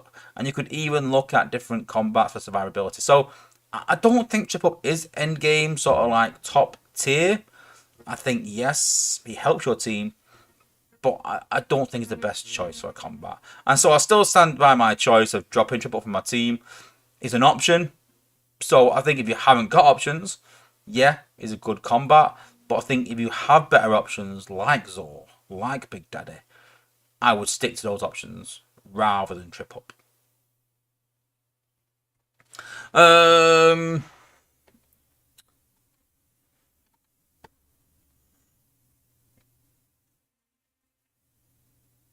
Lance, that's mean. It means about the link that I put.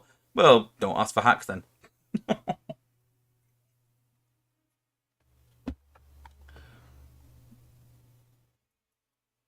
Oh, don't answer, but the stream banner is hiding. Stream banner is hiding the timer. Oh, sorry. Crap. Berserk's but I did a naked test once. They told me to leave the supermarket.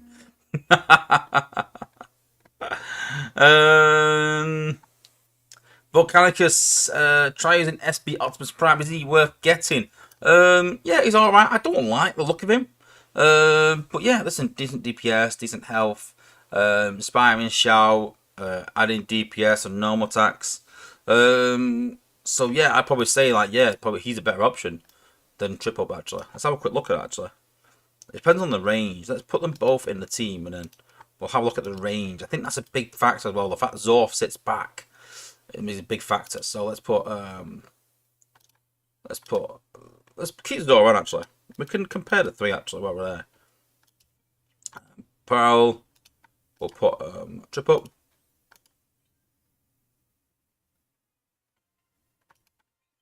And then the next one is Hound, and we'll put on SB.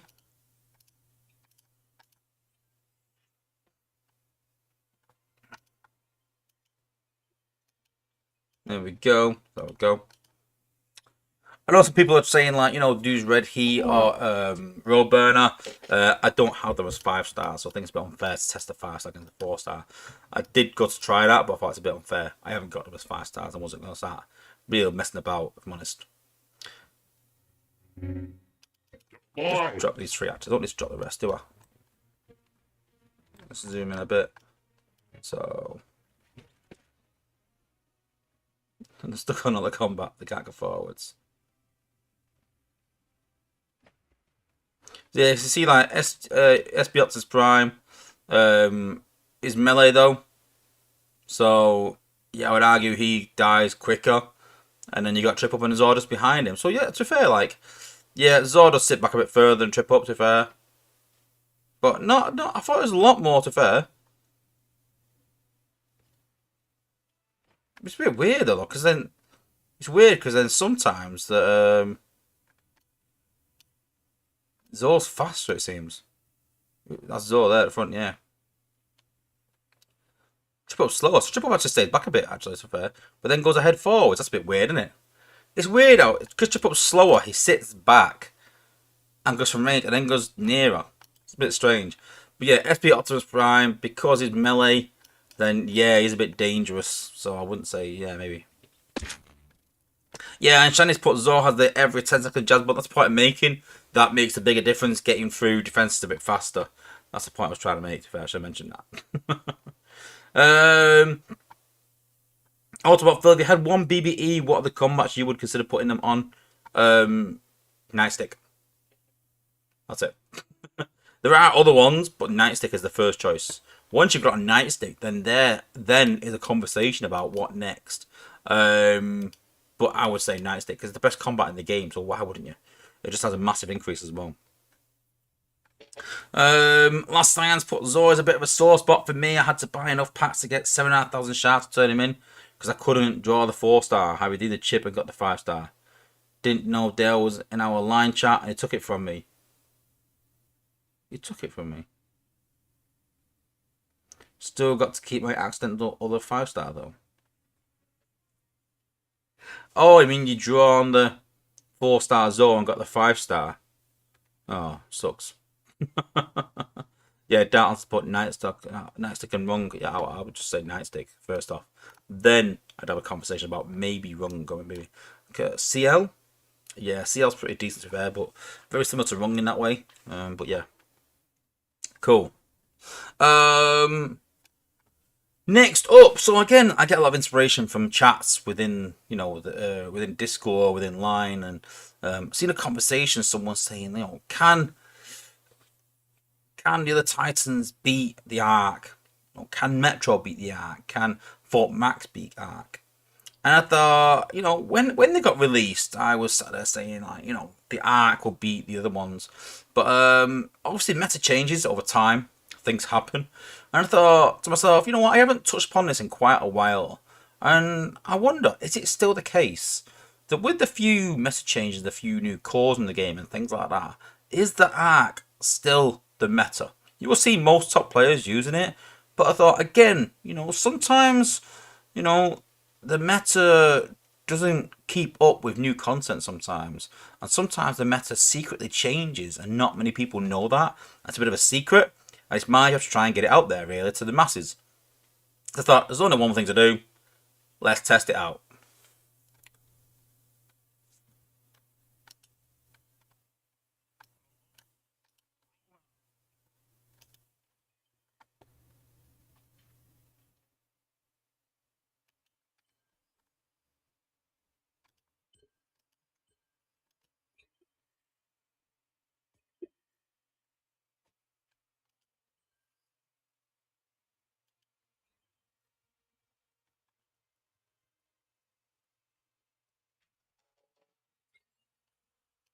So we're not on hard mode, anything like that. We're just going to test it in our normal mode, Titan on Titan. So obviously we've got Nemesis there, which is comparable to Arc. And we're literally going to test all three Titans against Nemesis. Now, I'm going to make an assumption that the first ability use of the Titan we're going to use on the base. Most people will generally use the first ability to take out the shield gen in some way. That's kind of the standard sort of procedure for most. We'll talk a bit about it later on, but that's how I'm going to test the Titan. So, we'll drop our healer just to start the battle. So we'll drop Ratchet there. He's not going to do much down there other than die.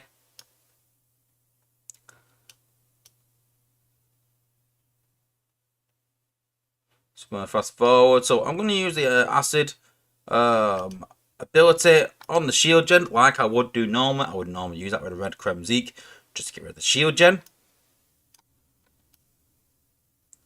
And then we're going to let the other ability load up. I'm going to use this one on the Titan as I probably would do. Normally you can use it on the base, but we're going Titan v Titan. We're not doing test versus the base. So let's use it on the Titan.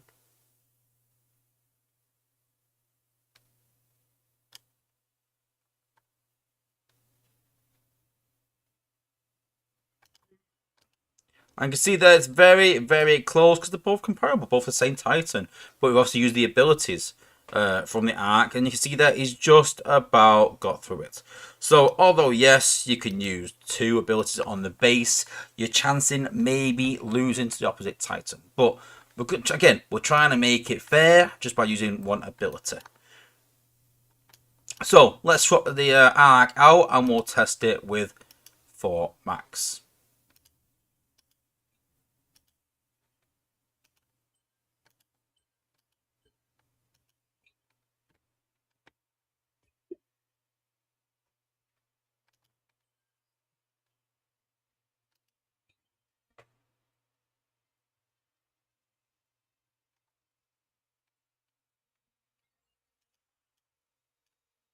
So, same best.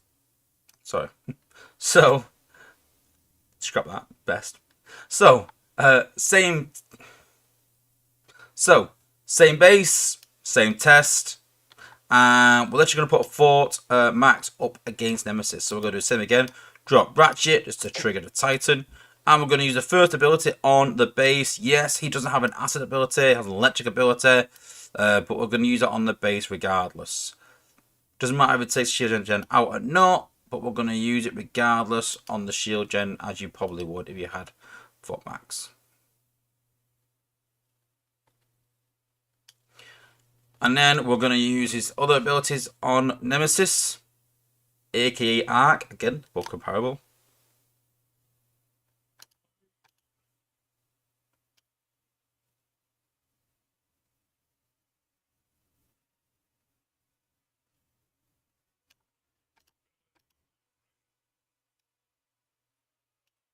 And you can see there that even using abilities on the opposite Nemesis, he still sort of struggles to beat him. So if you're using Fort Max, really you need to use all 3 abilities on Nemesis. And I've done a bit of testing before this, and even that is not guaranteed. Even then, he struggles.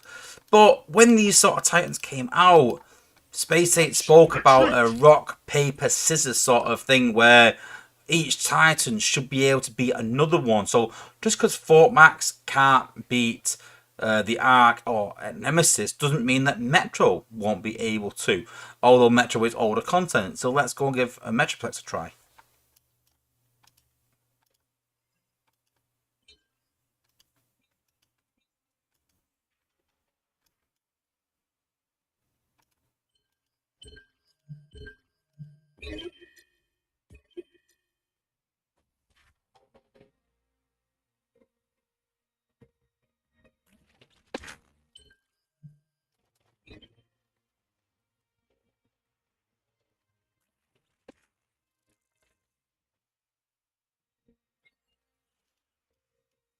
So, same base again, same test. We're going to drop Ratchet, trigger the Titan.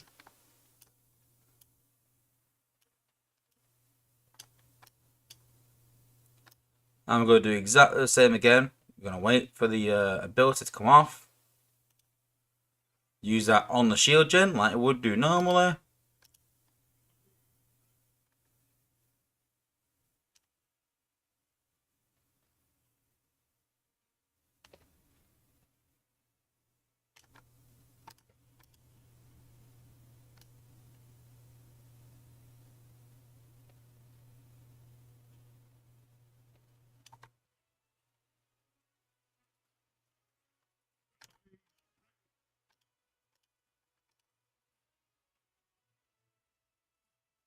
And you can see the very similar results to Fort Max. Maybe slightly closer, but obviously there's a bit of RNG in there. So I think very similar again that Nemesis kind of wins. So the question you got to ask is, why are people sort of saying behind the scenes that maybe you shouldn't use Ark, maybe you shouldn't use Nemesis, maybe you should use Fort Max, or maybe you shouldn't use Metroplex? And the answer's simple. It's not because they're stronger in any way. It's because of the buildbot changes and the meta changes around buildbots. So a lot of the changes now that we see, I haven't got any. Oops. So a lot of the changes we're seeing now is actually people using the anti-acid core. And that causes a problem when people are trying to take out the shield gen and there's anti-acid cores around. It just makes it that much more difficult. And so if you're using the acid core with a fire clumsy to take it out and people using anti-acid, all of a sudden you can't use the Titan to take out the shield gen. And you need to take out the build bots first, or you need to look at a different option. And that's what people are kind of looking at.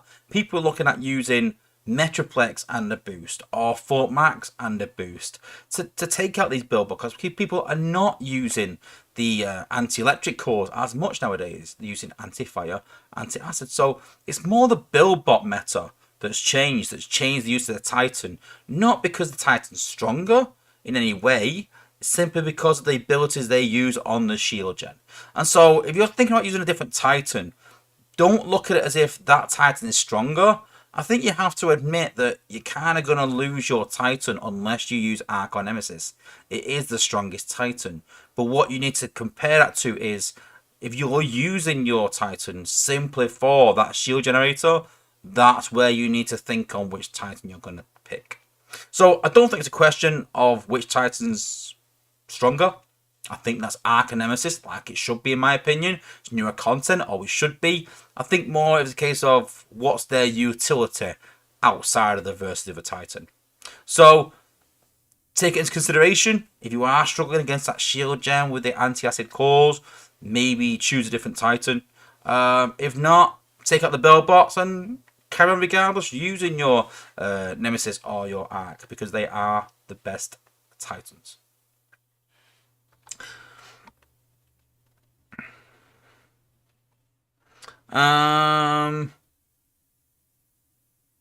So Grimlock's put Titans setup masters. I still change abilities between attack and defense. Yeah, that's good practice if there it is. Darklands has put, I don't use Titans to take out the shield gen. Use them to hit an outpost or a biner. that's a fair point. Again, the anti-acid cores might make a bit of a difference on that, so I would consider that. But yeah, that's the main thing. Obviously, the build bots, I think, taking them out. Yeah, it does look weird seeing your base like this now, though. Remember, we played like this for years, didn't we? And it's weird to see that like that now. It really is. There we go. The yellow. That's back. It is strange, honestly. Okay, next up. So, I did speak earlier about this, and I have got a bit of a confession that I did come to try and test Raiden, and I accidentally activated Omega Supreme, and that was just before the stream, and so I had to wait 15 minutes for Omega Supreme to obviously run out, and so I kind of ran out of time, and so I haven't actually had a chance to test Raiden properly, so we're actually testing it together. So Dale's been hectically trying to make changes behind the scenes today, ready for my stream, and although I asked Dale, I've got plenty of time today to test it, there was literally changes being made up to about an hour or so before the stream, so I didn't want to test it mid the way through, say to you guys, this is what it does, and it comes to stream, it does something different. Now, I will remind everyone that it is in testing, it is being balanced. Now, the testers have said that the numbers aren't quite right yet. Some numbers need increasing, some numbers need decreasing. It went from one end of the scale being really awful to then being massively OP, and it was taking out half of a base, even more so than Ruination. It went mad, but obviously that's going to scale back. But they are still trying to stick to the principle of making it a defensive combiner. They are really stuck on that. So I think that if we're expecting a good God Neptune, another Ruination, I think we're going to be slightly disappointed. But I think if we're expecting something better than Computron and better than Lao Kaiser, better than Skyraid and Galvatronus, then I think we could hopefully think that that's probably going to be the case. But again, we're going to test it regardless and put it through its paces. Yeah, let's give it a go. So we'll test it on attack first. And then we'll try defense later because I don't want to put it in the lab and have to wait 15 minutes. I pressed the wrong thing here. I pressed the wrong thing twice.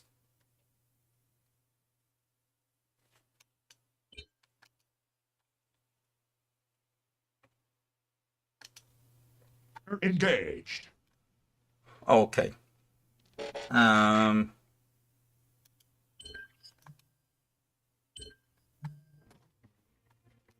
the hard mode, it's a maxed out 5-star combiner, so why not? Now, they have mentioned in playtest that they're only balancing the 1 to 4-star right now. That's all going to be available to people. They're not going to balance the 5-star yet. And I kind of get that they're going to look at that at a later date and look at the combiner and what it needs after feedback from it being actually in the game, which I kind of get a bit. So I don't mind that too much. But the 5-star ability, so we're not going to test the 5-star ability today. It's not been balanced. It's not been, used in any way in playtest. So it's going to stick on the 2, 3, and 4-star.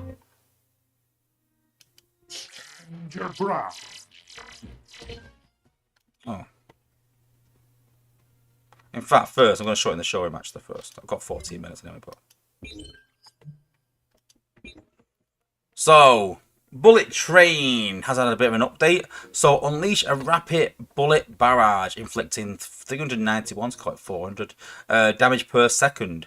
So, you're talking about 4k damage there or thereabout. And life stealing 20% of damage dealt over 10 seconds. Bullets bounce to 2 additional targets at 80% damage, prioritizing medics. So that's a new concept completely. Each time Raiden is damaged during the barrage, bullet damage increases by 4% up to a maximum of 100% bonus damage. Immune to stun during the barrage. So just sort of splitting this up into sections. So obviously doing the sort of similar damage what I did before in terms of doing damage to targets, but obviously the life steal at 20% means you heal better. Bullets bouncing into additional targets and prioritizing medics is obviously new. I think that could be incredible on defense in terms of against medics, and might sort of like push people to think outside the box a bit and you know, do they start late deploying medics? Do they start not taking medics? Does it do more? Should it do more against medics? I don't know. The damage has gone up to 4%. I think it was 2% before, so that's been increased. And the immune to stun is simply a counter to ruination, because obviously right now ruination can stun the opposing combiners. So the immune to stun is to counter that, because people use God Neptune ruination on attack, so it makes sense to have immune to stun for a defensive combiner. Then the 3-star ability is Break Zone, so rush into a target, dealing 4650 damage on impact, so a bit more than the previous one, but obviously it's instant. Create a zone that deals 93 damage per second, blocking, healing, and slows enemy movement, speed and attack speed within by 40% for 15 seconds. During this period, 40% damage taken by the combiner is reflected back. So this is another scary ability, doing 4.5k damage, blocking, healing for 15 seconds, and reflecting damage back. Is kind of like having a second Beachcomber. It is pretty scary. Then we've got Last Call. Taunt enemies nearby and grant yourself 50% damage reduction and element immunity for 10 seconds. On death, give your ally and bots short defenses 50% damage reduction and element immunity for 10 seconds. So Last Call I don't think has changed much on it. So it's just the first two abilities. So let's give him a go in battle. Remember to drop a bot first. Roll out.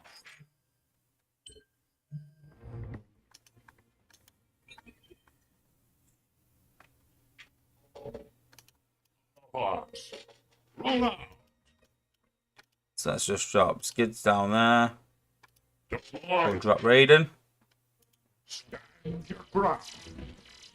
So I think, let's have a look. So obviously need to rush in first. I mean, like, sometimes it will go downwards. So I think we need to use the rush in first.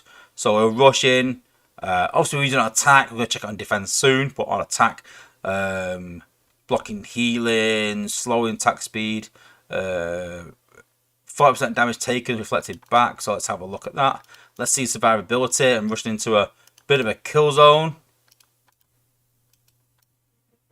Let's watch his health bar here. So that's not too bad. Oh, we took a bit of damage there. Given the let's give him the damage reduction.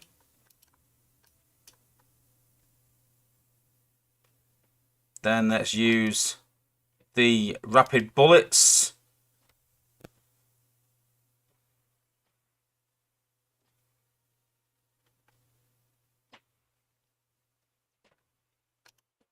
Let's rush him into another kill zone.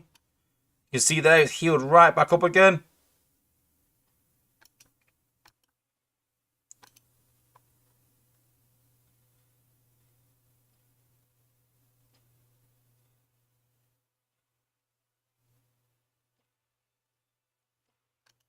Rush him in again.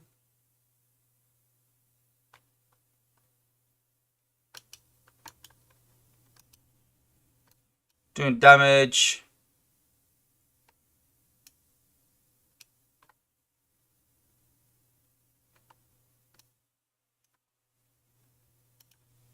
And again. Again, guys. This is still to be balanced.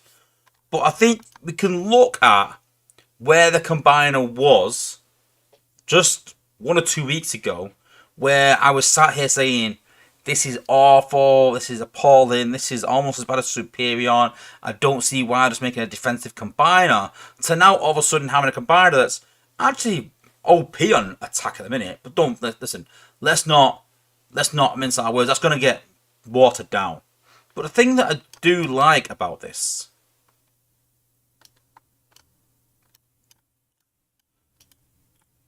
that what sticks us apart from the other combiners is that we have the bullet train, which on defense will life steal, it will do damage against medics, it's immune to stun. So we've got that as an option. I think that's a very good option for prioritizing medics and stopping healing.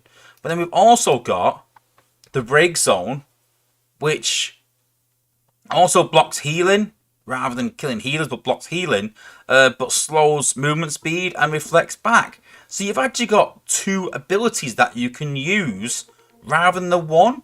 A lot of the combiners we put in Outposts that are defensive combiners have one that everyone goes to because that is the most OP on defense. And everything else is irrelevant.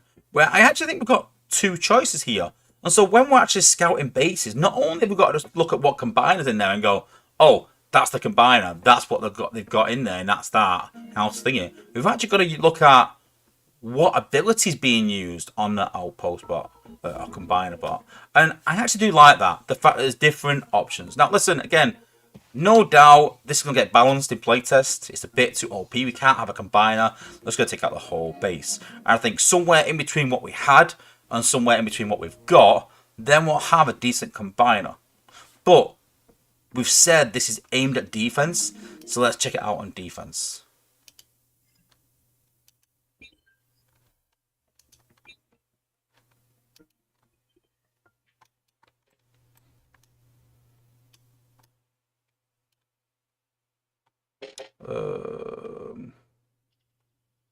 Well, there we go.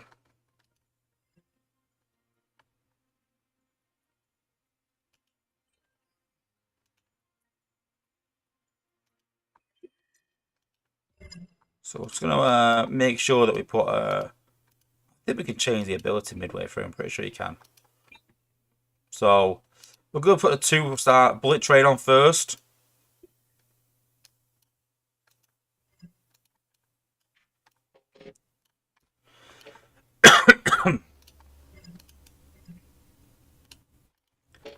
We'll just put in there. We'll charge him up. Then we'll attack just with a normal team. Let's just give this one a go. We've got a couple of healers in there as well. That's good. Stand. One shall fall. So let's try and pop him with light speed first.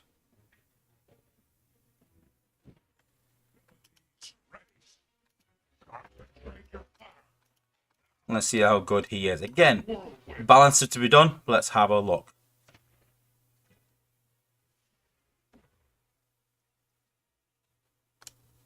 So, right now, I think the FX are off. It was targeting off here, but it was actually doing damage to light speed, it seems. So that might need a bit of a change. But doing a decent amount of damage, combiner goes down. So, 2-star ability on offense is a lot more, offensive. Let's try the 3-star ability.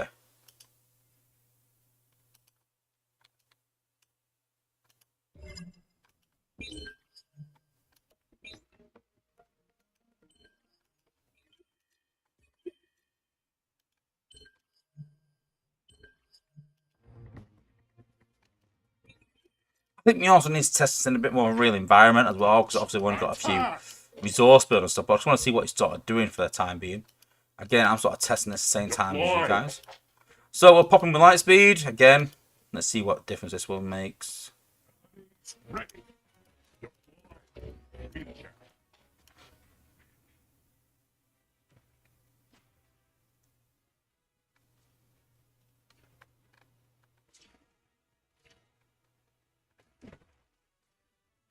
So he's doing quite a considerable amount of damage there because he's reflecting damage back. So similar to sort of what a Beachcomb would do. So that 3-star ability is quite impressive. So you can see there that's done quite a lot of damage. So again, you got to remember as well that they're not getting hit by any of the defenses there. They're just getting hit by that combiner alone. That is what the combiner's done on its own. So that is quite considerable.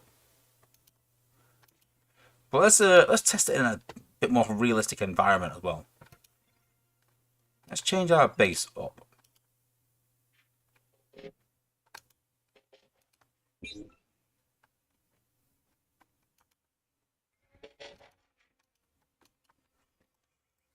And then all we're going to do is move the combiner obviously further forward to make sure we can activate it and give it a go properly. So, I'll be honest with you, I don't know who's in these outposts. I'm going to leave it as it is. So I'm going to attack it like I would do a base that I've not scouted and see how we do. So obviously still got the 3-star ability.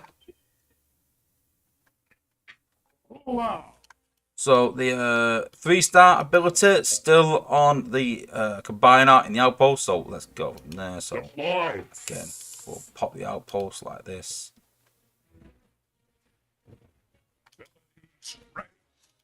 Deploy. Now. Reach the whirlwind. Just attack it as we would. Let's take it seriously. Let's do Leo Prime over there. Let's do some damage over there. I'm going to put a healing tower down because Jesus, tonight. He's just smashed my team. That was a lot of damage. Wow. So you can see the difference there, that the damage he's done against all my bots, coupled that with the damage from the other defenses, that's some serious defensive power. That's quite considerable. And then we got Beachcomber coming out, who's going to reflect as well. So it's kind of like a reflect meta that's sort of coming in, that's going to cause tons of issues.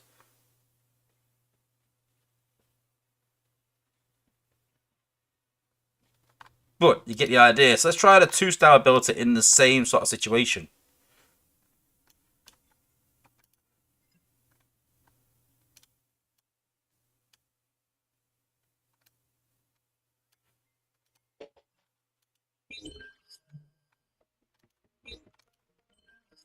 So instead of break zone, we've got bullet train. We're going to try that instead.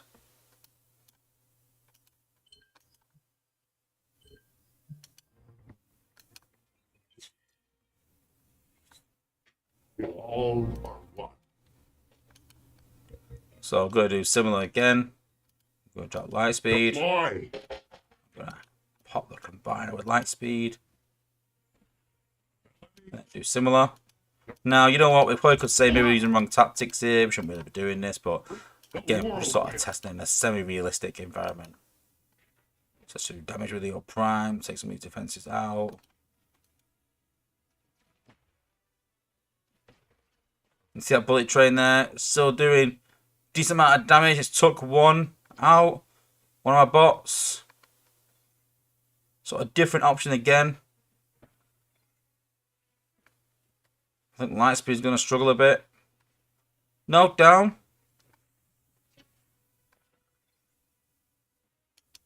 So I think right now you could argue maybe the 3-star is better than the 2-star, and people might congregate towards a 3-star maybe. But like I said, a lot of balancing to be done. But I think one thing we could actually take from this though is that last week we were talking, I was saying how appalling this is, how such bad content it was, and I was disappointed in it. It could be the worst release yet. And now we're looking at going, you know what? It's actually got some potential. It needs balancing, like any new content. The playtesters are on it. Dale's doing a back and forth. These changes have all come pretty much today. And I'm actually sat here thinking, you know, I've actually got a lot of faith that SpaceX can turn this around and actually make this combiner a decent combiner, an event worthy of competing in, to go and get it. And I've always said this, and I'm not going to sit here and say to people, you should spend on this game. I'm going to say to you, if you think that the content is relevant, then go and spend. Now, there's a couple of arguments for this. Some would say they're not really interested in defensive combiners. They're more for attack combiners to go and get them points and Zen farming and things like that. I think if you're war focused, it's probably going to be a must have. It's going to be very good on defense. But the question you got to ask is, we go back to that, is it going to be too powerful for mid to low game players? That's the big question really, on how powerful this combiner should be on defense. Should it still be good on offense? Should it be just simply aimed at defense? Should it be an all-rounder on offense and defense? And there's no right and wrong answer there. Let me know what you guys think in the comments. Should this combiner be purely defensive focused? Should it be the best combiner in the game in terms of defense? Should it be balanced around attack and defense? Have we got time for that, with it only being a week till next week event? But yeah, let me know what you guys think. But personally, I'm quite positive about it from where I was, going from saying that I wasn't going to compete in the event, I wasn't going to bother, to now thinking this might be a good thing to go and chase. What do you guys think?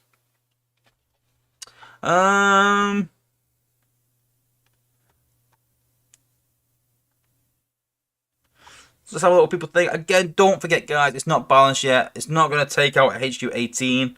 It does need balancing.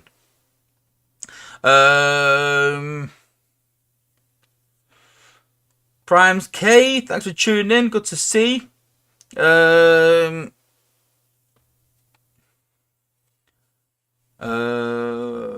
19's put transforming. That'll be the 15 minutes wasted. What do you mean? Darklands combiners almost never go up on health. Yeah, pretty much. I mean, that might change a bit. Darklands has put dang, almost all defenses gone. Yeah, that's going to change. No doubt. They'll nerf. Yeah, Dustin, listen, it's not going to be like that. No doubt it is going to get nerfed from what it is. But it will give you an idea on what it's going to do, though. Yeah, Darklands has put it's going to make scouting tough if you're going to have two different abilities. Yeah, I agree. Maybe they're a bit too similar. You know, in that sense that, you know, I think that's probably my one criticism at a minute. I think, let me just make sure, get the facts right. So, you've got the 2-star ability, which has a lifesteal, so it increases health.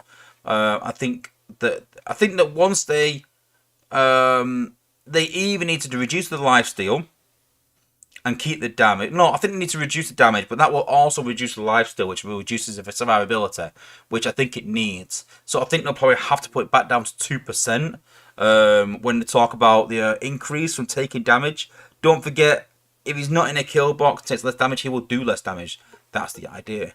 But lifesteal, dealing damage, prioritizing medics. It's almost like an anti-healing combiner almost, because it prioritizes medics, and then this one obviously stops healing in an area.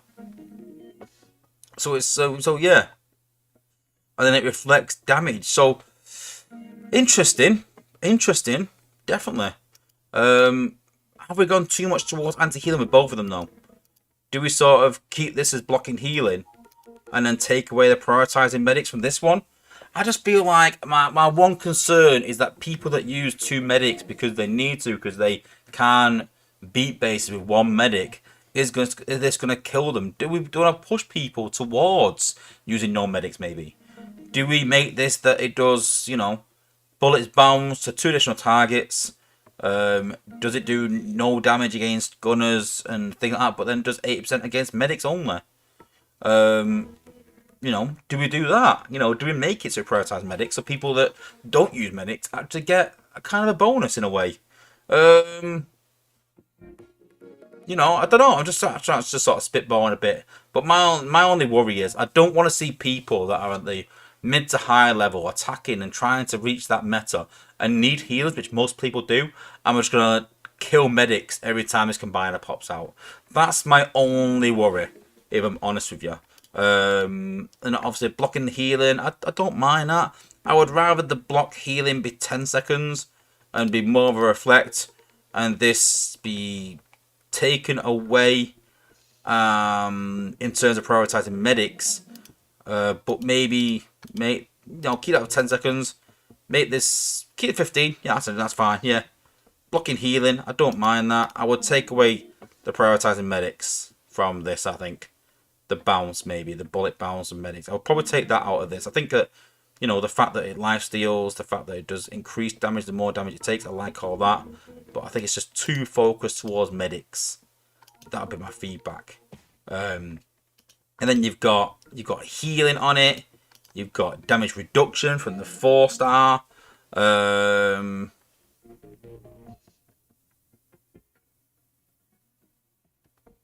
Yeah.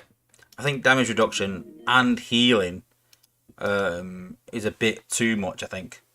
It can get a bit silly, I think. But yeah, I think the 4-star ability needs to improve. I think these need cutting back a bit, because at the minute, I think if you've got the 3-star version, you won't need the 4-star version. I think the 4-star version needs improving. I'd probably make that 15 seconds, maybe. Maybe even 20. 20, would that be OP? 20? I think 20 seconds. I think 15 seconds. I think that's alright, maybe. Maybe make that 10 seconds, actually, maybe. Yeah. And then I think take out the prioritizing medics from this and put this at 2%. And I think that'll probably balance it. I think we'll be there or thereabouts. And I know I'm sat here going like, how can we cut this back? We can't have a combiner that's taking out all HQ18, but that's going to make it more weak on defense. So I don't know. I still think there's a way to go yet. I still think it's a bit to go.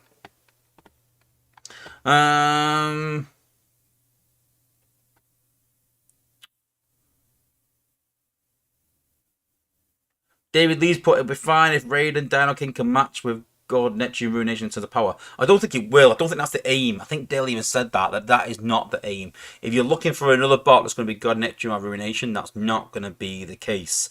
But if you're looking for a better bot than all of the other ones on defense, then that's what they're aiming for. It's good to hear from Shani. Obviously, he's in playtest, so he's put the difference with the ban is what we had a couple of weeks back is that Dale took over the project, and we finally have discussions back and forth, feedback. Listen, I am all for that. I've said that many times, and you know, Dale kind of agrees with me that the back and forth and the adjustments get the job done quicker, better, more accurate, more balanced, and faster. It's a lot more economic. And listen, I understand that a community manager has to be able to speak to people all day, every day, and that is Dale's forte, that he will talk to people, ask them questions, get their opinion. But I understand the developer, that's not their forte. Developers normally sit in the background and they don't communicate with anyone. Normally, people would just put whatever in the chat, I think, and then the community managers will just feed that back to them. But I'll give them credit that the developers do come in the chat and ask them to playtest opinion and talk to them, but they don't like the back and forth. They haven't got the social skills, I think, that most developers don't have because they're not used to that. But Dale has that, so he doesn't mind that back and forth. But sadly, whatever's most economical is what needs to be done, sadly. And whether the system works the way it does, whether the community manager or Dale aka does that, or whether the developers are in there actively doing the back and forth, I don't know. But all I know is that since Dale took this over and he's actively doing stuff, then obviously it's a lot more balanced, a lot better than what it was, and also just need to climb back a bit. But we've started there, we've gone to there, now we just need to work back a bit, and I think we're in a good place, I do, for the time being. Oh, Razor. Dale has gone mental in a good way. David Lee, I'm going to smash the 1 mil event. This is what we want, don't we? We want people to look at these streams. I know it's not a finished article and we can't promise anything, but we want people to look at this and go, I see potential in this. I want to go and play the event. I want to go and spend.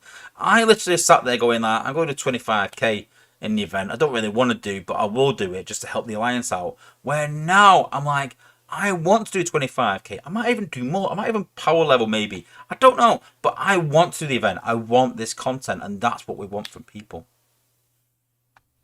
Blade 19 going to show him and transform the combiner. It'll take at least 15 minutes. Yeah. I don't know if that has been changed. Again, I think that's low priority, to be fair.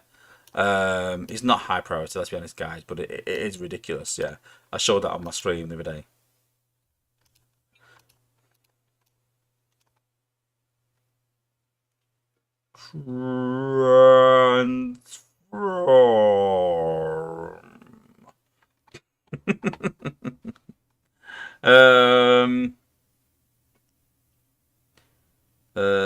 Johnny Butler sack is back. Maybe that's a good point. Yeah, sack never went away really, but people will use sack more maybe. Darklands has bought Hoist, Springer, Sandstorm, Rhinox could see increased use maybe. Does deploying attacking Biner when defensive Biner using ability kind of was what? Waste defensive ability. No, it'll still. Oh, you mean like does it use it on the opposite combiner? We can give it a test now. Look, let's have a go.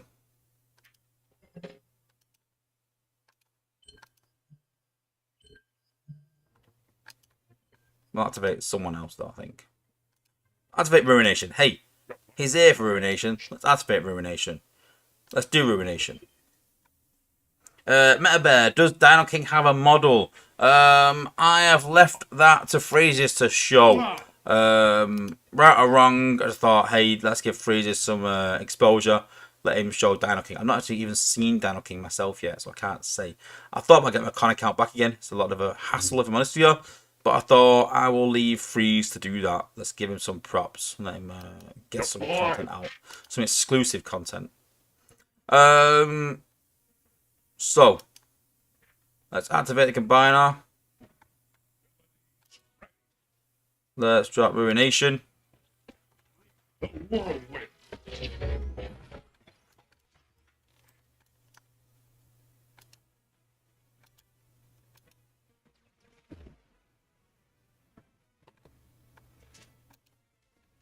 So just walk into walls Ruination for now. Is he doing damage? Oh, you can see he's doing damage to Ruination. Yeah, he is, yeah. So, yeah. So the bullet train ability does hit Ruination, does do damage. It's going to melt other combiners, that. It is a bit OP, though. Now we need to change that over to the other one. See if that one does.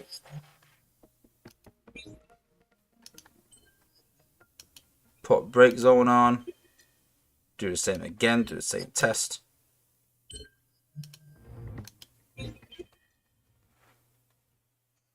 One shall stand, one shall fall. Deploy. Darton's just put light Comtron back in one spot. The deployer and a bind on the other side. Yeah, but that target's the target, so it's not like it drops in an area like Computron. It will follow him. That ability anyway, but we'll try it on this one.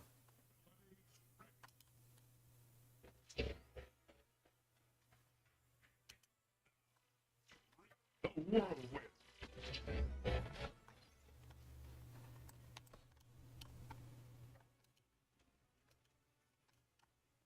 So you can see there we have negated it there. It's still melting Ruination though.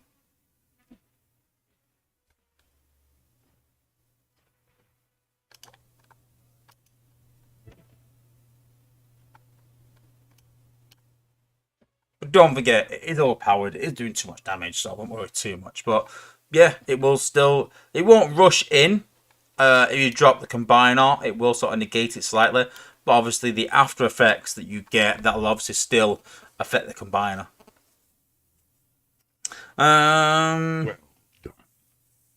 Shock ones put close war yesterday, was it? It was. And last minute, I was just saying, listen, if you guys attack, I will attack base 5. But I'm gonna have to, as far I'm gonna have to use coins. I've got to buy coins to fit my attack in because I didn't really look at the war until late this morning because I didn't work. So I was like, listen, I will coin, no doubt, if it means we can win the war. And I said, listen, if you guys can get within like 100 points less than, I will coin and do the last attack. And I had to nip out, and then I nipped out, and I checked and made sure with about half an hour left to go. We worked within a shout, and in about 15 minutes, I logged in to see if we were close. I just sat there and watched, and I thought, if anyone attacks now and gets us within touching distance of less than 100, I'll attack and win us the war. And sadly, no one logged in, or couldn't do it, or didn't log in, whatever. And so sadly, we lost the war. But props to you guys. So well done. Yeah. It was a good war though.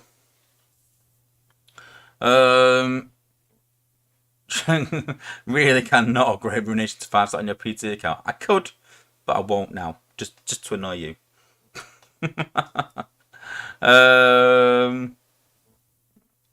Darton's but got to wait to deploy attacking combiner until after defensive ability starts. Well, I kind of did that because normally it rushes in. So yeah, but it still will though. It'll still target with the 2-star ability. But again, things have got to be balanced, so we'll check it again more next week, but for its paces a bit more. Darklands, yeah, again, I can see him coins level 25 and in Beacon day after event. Yeah, but you've got it again. It's got to be balanced. Please keep that in mind. This is not the finished article. Please, please, please remember that. I don't want people going for the event thinking they're going to get a bot that can take out a HU 18 on its own. That's not going to happen. It'll do about a quarter of that damage. A quarter. Keep that in mind. So yeah. Still be good though. I still think it'd be good. It seems balancing. But listen, when we have this back and forth, I have a lot of faith in the playtest system. Because every time we've had this back and forth and we've spouted ideas, it comes to fruition. We get good content, and I've seen that myself. I always think back to Six Gun and to Chromio, that came from playtest alone, where they were like, can we do this? Can we do that? Can we add this to him? And we made some good bots. At the time, they were some of the most powerful bots in the game. And it worked. And we've seen that when the playtests are listened to and the feedback is taken on board and we get plenty of variations, then the content seems to be good. You know, as soon as I heard in the playtest chat, listen, Raiden is coming out in a week or two, we're going to have 3 iterations, that's it. I was like, it's doomed. It's literally doomed. As soon as I hear that, I'm like, it's gone. It's not going to happen. It's not going to be fast enough. It's going to be slow, small iterations, changes. And we sort of need these extremes. We need to go like from there, we need to go bang and then go right, somewhere in the middle. And then we need to go right and then vary it slightly. And that's what you need to do. You need to go to the extreme and go like, that is too far. That is not enough. What's in the middle of the two? And then build it up or down from there. And that is literally what we've got to do. Darklands has put Chromium Stun is still silly. Yeah, we wanted that at the time though, but we sat there in playtest and we said that'd be crazy putting this stun in place. But like, yeah, but we're like, oh, and people are going like, yeah, it's going to ruin the game. And we're like, well, let's look at counters. And there is counters, you can take it out with smokescreen. Do you know what I mean? Very quite easily. Do you know what I mean? Like, you can drop your combiner to take it out. There was sort of things that you could do to take that tower out. And yes, it is powerful, but I think that's it says a lot for how good the content was, even though it was years ago. That Chromia still, even now, is alright content. She's not like overpowered. I wouldn't say she's like crazy. It was at the time, but people got used to it quite quickly. And she was a pain, which she should be, especially on defense. But I think she was good content. I really do. And when the 5-star comes out, I hope they can buffer a bit, and hopefully, I think we could maybe see her on offense. We could see a lot on defense, but not offense. So maybe when she comes out as a 5-star, they can change that, hopefully. And, I think she'll be good content. Oh, you mean that her stun? Yeah, but don't forget, all of the combats have that. It's just that you don't see them on defense. So Perceptor has that, B has that. They all have that stun gun, but the difference was that people kept it on rather than take it off from the combat. So people used to put melee combats on, not melee combats, but things like Zor and things like that. So it didn't take the stun away. But like I said, they all have that, but we just didn't see them on defense. So that's nothing new. That's something that's still there for scouts, regardless. I think always will. Prime's Case put, I just won my first 3 hard war battles. Well done, that's what I like to see. I like to see people coming through the ranks, improving, and sort of hitting these milestones and going, listen, I've just done this, I've just, done my first hard war attack, I've just done my first 300 and things like that. And these are the things you need to aim for when we sort of do these, when we go through these steps and these changes to, get to the high levels of the game. Cool. Companions, yeah, Dartlands chair, yeah, companion bots, yeah, not melee, yeah. Cool. Well, that is it for today's stream, guys. I hope you really enjoyed the stream. Don't forget to hit a like on the video before you leave. Don't forget to subscribe. And if you want to see all my content a lot faster than everywhere else, then consider becoming a member as well and supporting the channel, more importantly. But big thank you to everyone that's tuned in. I stream every Thursday. Come and join me every Thursday. Thanks for watching, guys. See you around. Thanks for watching, and